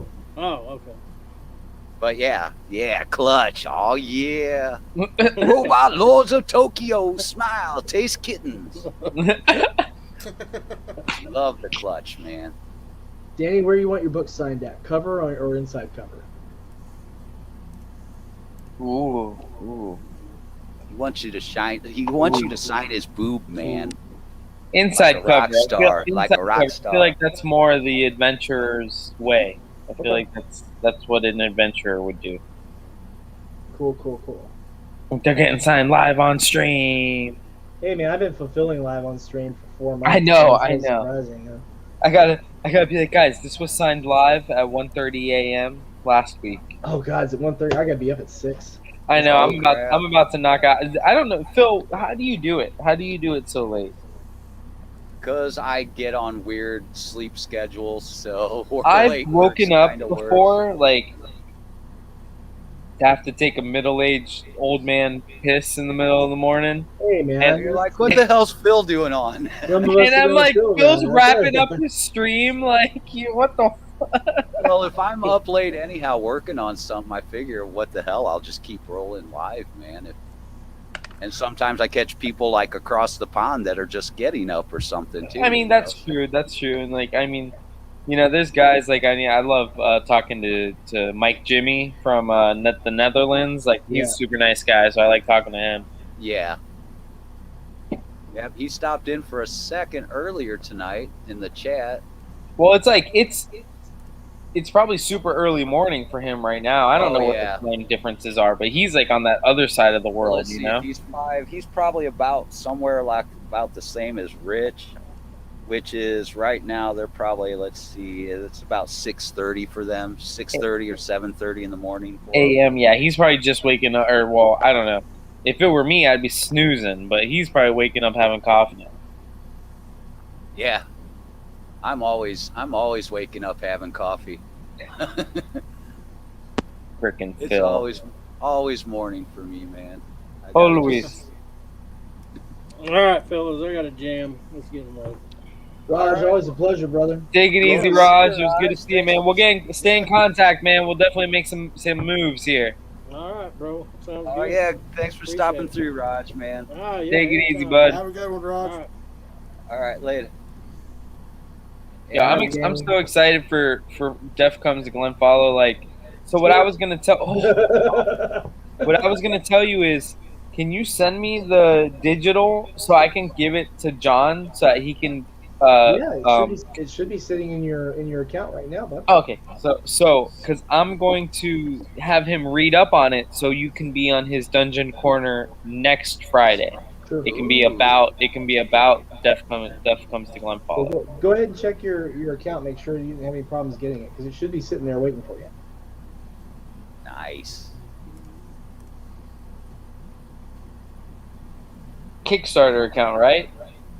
No, it'll be in your drive-through RPG account. Oh, I didn't even think about checking that. Yep, that's where all the digital rewards go. So it's in a central library that you can access, even if if your computer gets fried or something. Let me take this off for a second. God forbid. You scare me whenever you say, I have flashbacks. I have I got box banged PTSD up when real it comes quick to because somebody talking about a computer melting down, man. We don't want to have that get mixed up. No, I don't see it, Sam. I don't think. Hold on. There we go. Nope, there it is. It just went in different. I don't know why it's not in alphabetical. Oh, hold on. All right. Let me mark this so I know. No, I don't see it, Sam. I'm sorry. Okay, hold on a second. Do I have the right email address for you? Hope so. Let me see here. Should be. It should be in your. Let me see. Where's my account? Let me get in there, because they all went out. But we had some people who said they didn't get their ESS maps either. I've got to resend those too. So it's been kind of weird. So something up with drive-through. It could be because they've changed some of their stuff a little bit, and it could be that I just made a mistake. We have other people who got it, so I'm not sure. Yeah, I know it gets weird with them sometimes because earlier things that I'd been on way early on in my comic stuff, and between them and Indie Planet, kind of how they're connected and stuff, and there was Indie Planet could have issues. I don't know how directly they are connected and shit. All right, let me find you, Danny.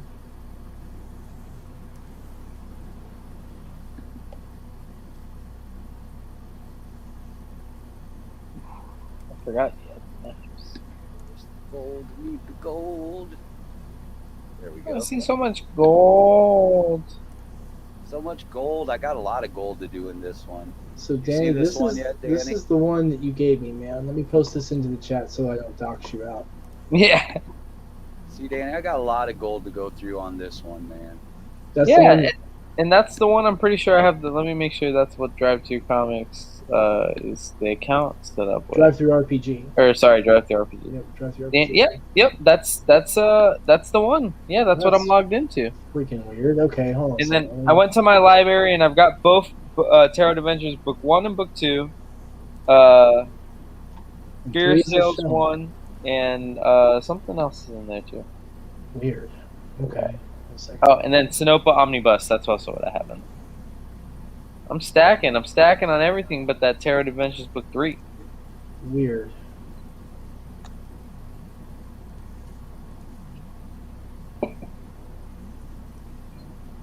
But no, Sam's RPG. And the thing is, what is it? Tony Ojeda, man. That art is beautiful. Like, I really, for an RPG book, like, when you sent me the Mixum, like, kind of the proof or whatnot, that they kind of gave you, the digital proof. Yep. I was looking through that art, and I'm like, oh my gosh, this guy is phenomenal. He is. He's amazing, man. It's a far cry from the original Advanced Dungeons and Dragons illustrations sometimes, man, if you remember. It is. It's much better. Little nicer. That's weird. That's really weird that you didn't get that. I mean, try this. I'm going to do it manually. I have to turn the actual digital version on to do it this way. It looks like it didn't transmit to you when we sent the bulk out. Sorry about that, man. No, you're fine, dude. I wouldn't have noticed until this very second that you mentioned it anyways. There you are. Phil, can you drop that link for Raw? Hold on, I have it actually. Hold on. All right, one second as I finish up Tila here. So Oh, crap. Is it Tequila? Oh, Tila Tequila? Tila Tequila, yeah. I remember her. She's a person. She's like down in your area, isn't she? I wouldn't know anymore, man. all right, there you I know go, she man. kind of disappeared after MySpace disappeared. Yeah. You should have that book sitting there now, brother. Oh, I got an unread notification. Oh, I got something to download. Oh, it's gold. Okay, there we go. Collect. Hold it. Don't want to put up the. Now, what you want me to put the address in there? The Danny at the collector? No. I already. Never mind. It was the Kickstarter. Oh, all right, you got that up then? Yes, sir. I dropped it for him. Cool. Thanks, Rod. Raj, you're the best, man. I got it downloaded, Sam. I'm gonna send that, show that to John tomorrow, and let him kind of sift through it over the weekend, and then you should be the official. You should be the first module officially kind of gone through on John's Dungeon Corner. Cool. I'm surprised that did he pick up Steel Road yet? He picked up Whispers. No. He picked up Steel Road. Yeah. He picked up Steel Road. Whispers of Persephone. God, am I saying that right? Persephone. Yeah. Sounds like Was actually bought by one of our like master DMs. Like he does DMing for almost like a living, kind of, sort of, in a way. And he loved it. He's like, I hand it to my players every once in a while in an adventure, and I'm just like, you come across this. Yeah, it's pretty wicked that way. Yeah. I took the last copies I had in print to the con, and I sold out in the first hour. Really? Yeah. Well, and that paperback, that hardcover is sick. The spine one, where the spine of the book is the spine. Thanks, Raj. Yeah, that Luke Stone cover. We'll update. We'll show you. We'll send a backer update with the finished colors here by probably the middle of next week. It's almost done being colored, and Jerome, I think it's Gagnon. He did all the layouts for those covers, and they're phenomenal. So I'm excited about that. Thanks, Raj. We super appreciate it, man. Dude, I'd love to have a Mojo a 47, a Baron story, and then we find just one more creator, dude. Collective Initiative Volume 2 is gonna be a hit. Phil, what you writing for us, bro? Shit, I could. I've got a couple that I've had brewing in the background in my mind for a while. Actually, what I should bring to the table is something I've had in the background with the guys that, you know, I ran into early on in comics, and we kind of have stuff in the background that we use. If it's something short, I've got something called Halloween Safety that's a short story, 6 pages, that's pretty cool. Yes. We've also had something brewing that we want to do something with, that we have a lot of the stuff worked out, references, where we're going with it. The script is written out, and that is Johnny Get Your Mech. That is retro, rockabilly, sci-fi, Warriors meets Blade Runner kind of shit with mechs fighting. Dude, these both sound awesome, and why am I just now hearing about this?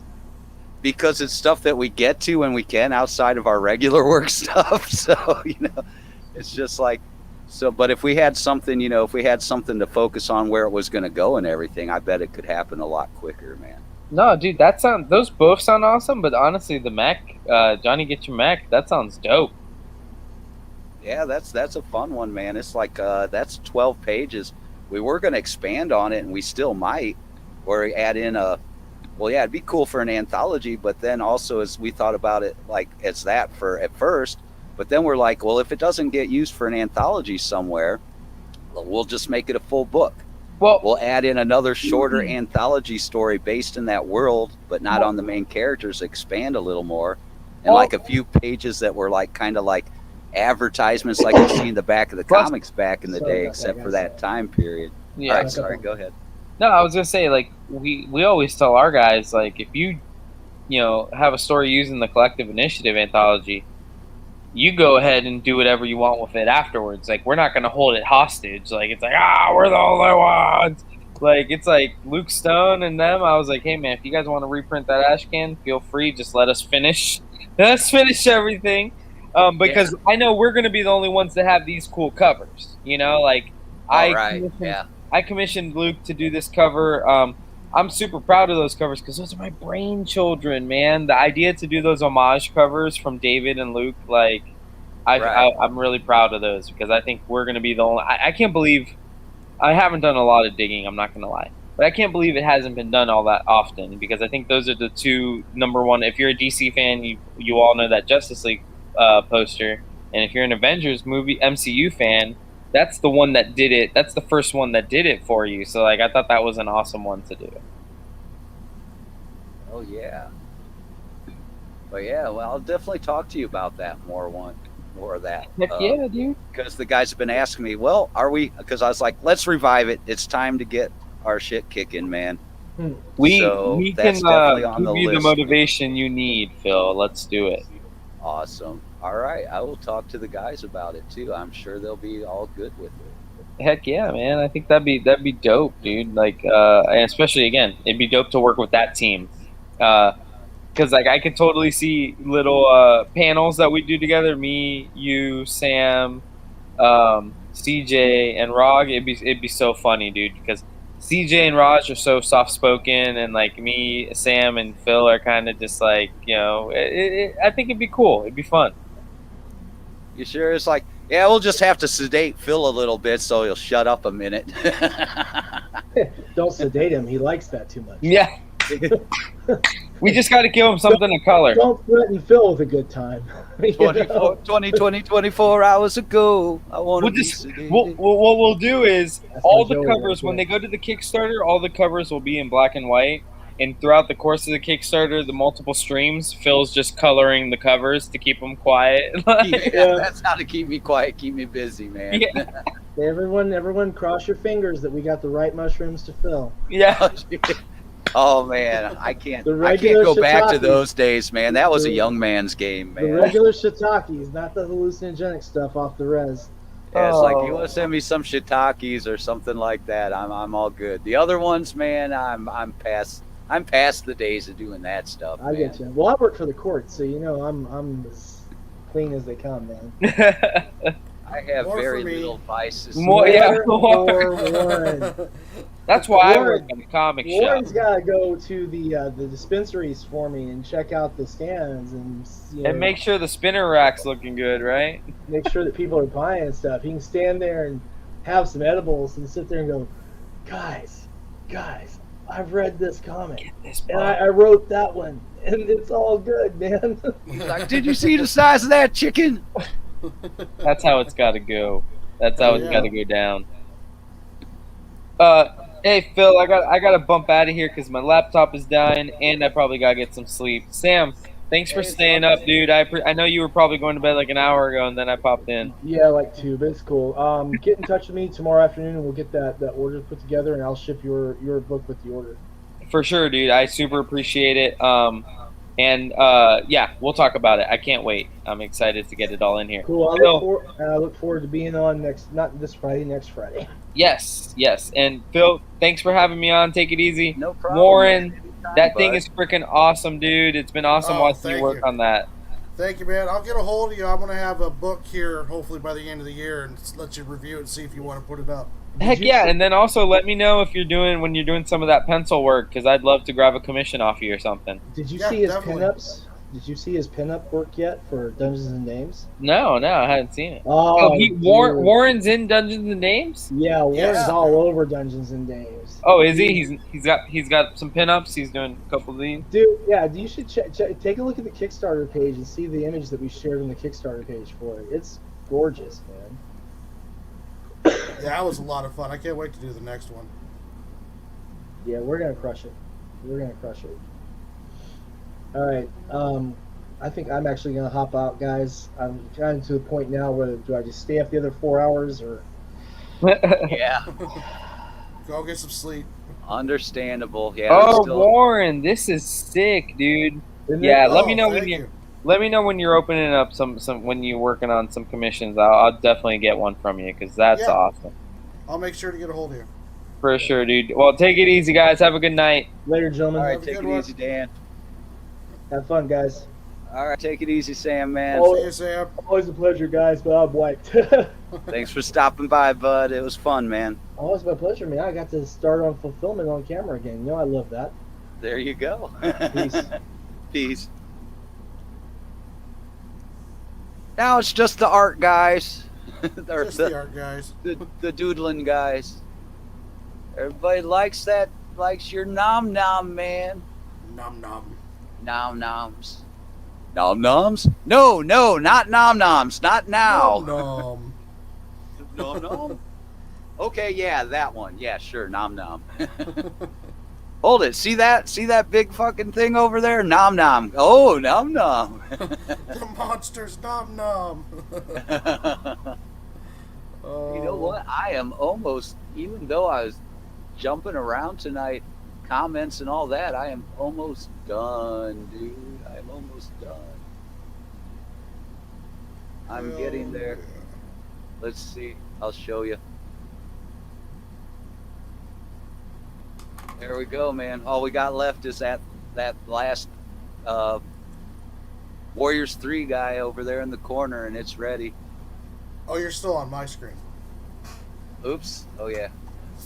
See, I'm just talking about clicking. Almost there, man. Mm, All I got is Warriors 3 in the corner. heck yeah. That's looking Touch good. ups, and it's done. I'm sure Javier will be glad.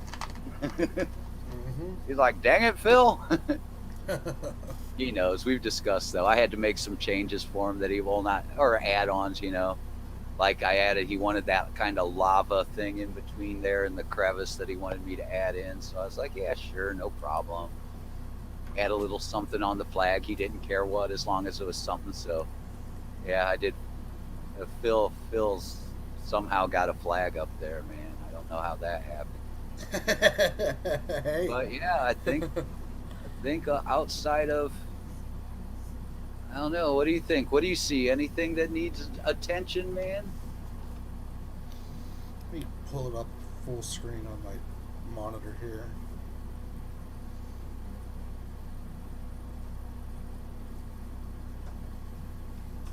I don't see. Everything seems Yeah, nothing's standing out as like not finished, or you know what I mean. Not rendered enough for anything. Yeah, not rendered enough for anything. Everything seems to be good. Is that Beast Man between Skeletor's legs down there with the scepter, or is that Trapjaw? No, that is Is that Man at Arms? yeah, Man at Arms, man. Oh, okay. Yeah, I had to some of them I had to figure out, because like I said, I'm not hardcore He-Man stuff. I know a lot of it, but not. And the same with the Asgardians. Like you guys picked out the Warriors 3 for me before I had a chance to catch up with Javier and ask him, who are the things on the bodies on the ground, man?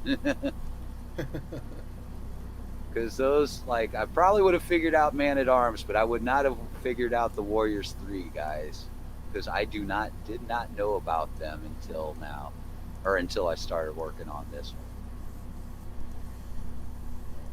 So yeah, as soon as I finished up, what's that guy? I can't remember his name. Which one? Right The here? one here in the corner. Oh, I don't remember his name. I could picture the actor that played him in the movie, but I can't think of. I don't know the names of the individual Warriors 3. There's the. Well, yeah, the movies didn't work for me because I had to go to actual, like, the different comics, because they don't have the same kind of uniforms in the movie as they do. No, this one's straight up Kirby style. Old school Right. Warriors 3. I'll tell you who it is. It is.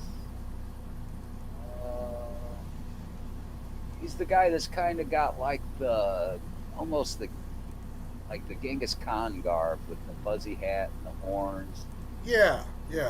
One is There's the suave one, the fat one, and then there's that one.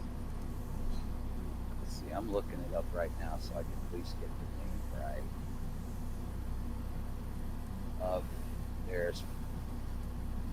Okay, I think it's Hogan. Okay. Hogan the Grim. Well, let's see. Together as Golden Realm's noblest defenders, Hogan the Grim and the Silent Warrior, Fendrol, the dashing and cunning charmer, which is the guy behind the rock, I'm guessing, the blonde-haired guy, and Volstagg, the self-proclaimed Lion of Asgard with an appetite to match. So he's the one on the ground in front of the gates. So yeah, it is Hogan. Hogan the Grim is the last one I've got to wrap up on this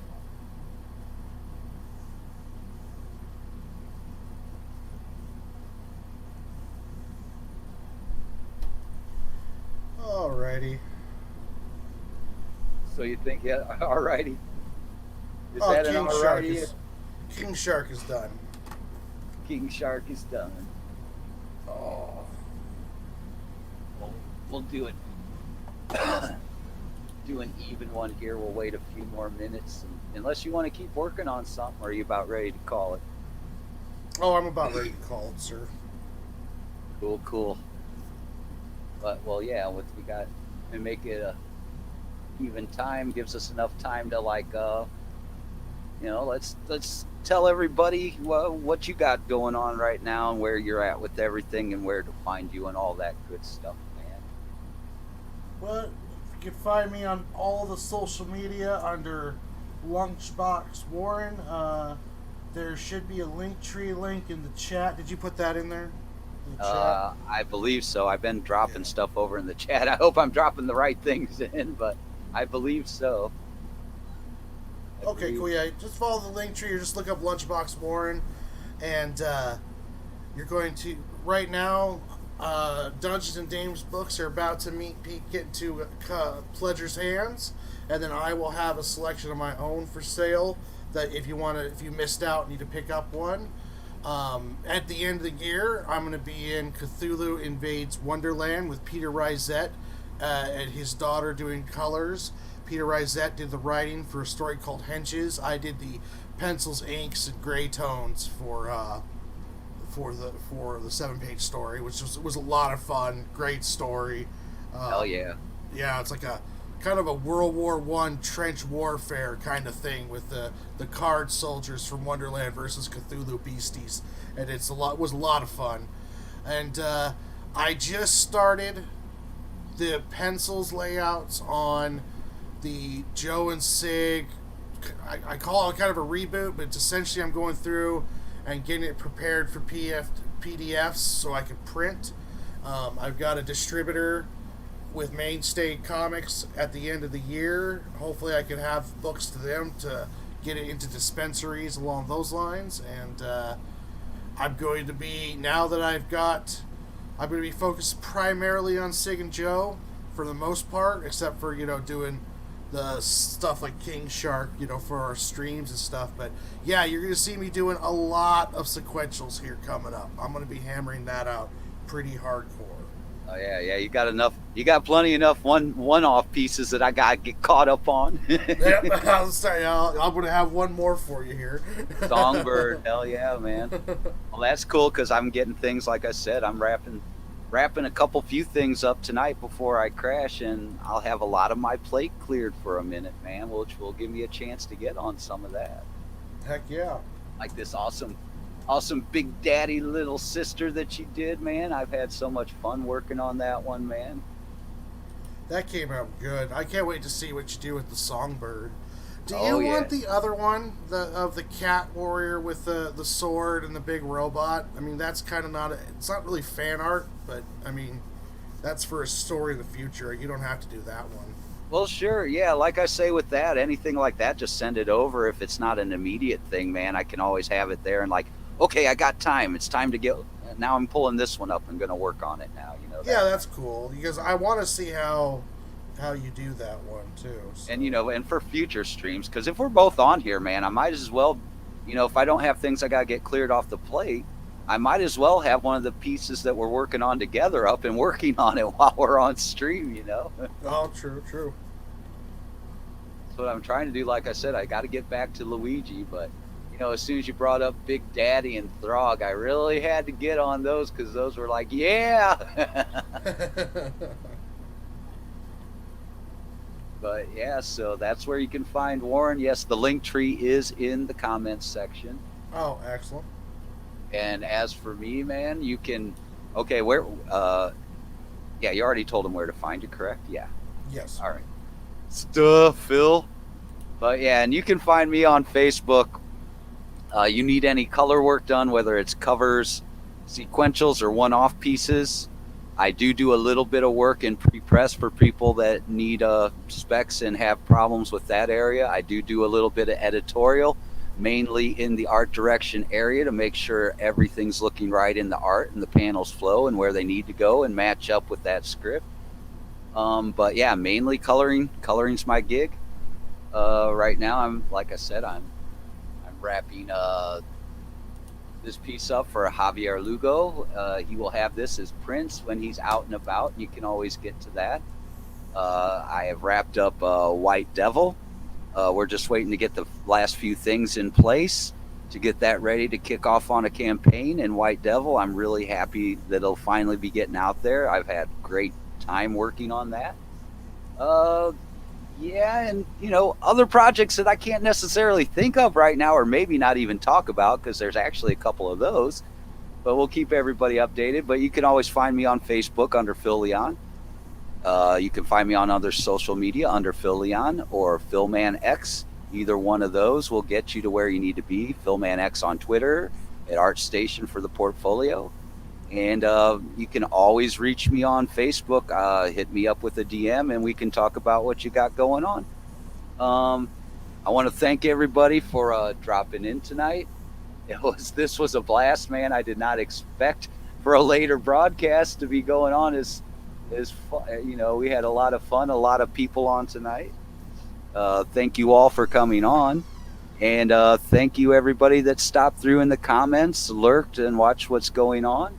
And of course, thank you, Warren, for always riding sidekick with me, shotgun, whatever you want to call it, helping me out and keeping my head straight on what we're doing and herding the feral cats as they come through. Well, thank you for having me on. As always, a pleasure. And no problem at all. So, like I always say, people, man, it can be rough out there on everybody, and you never know what they've got going on. to make it just better on everybody, man, just be good to each other, man. Have a good night. Peace out. Peace.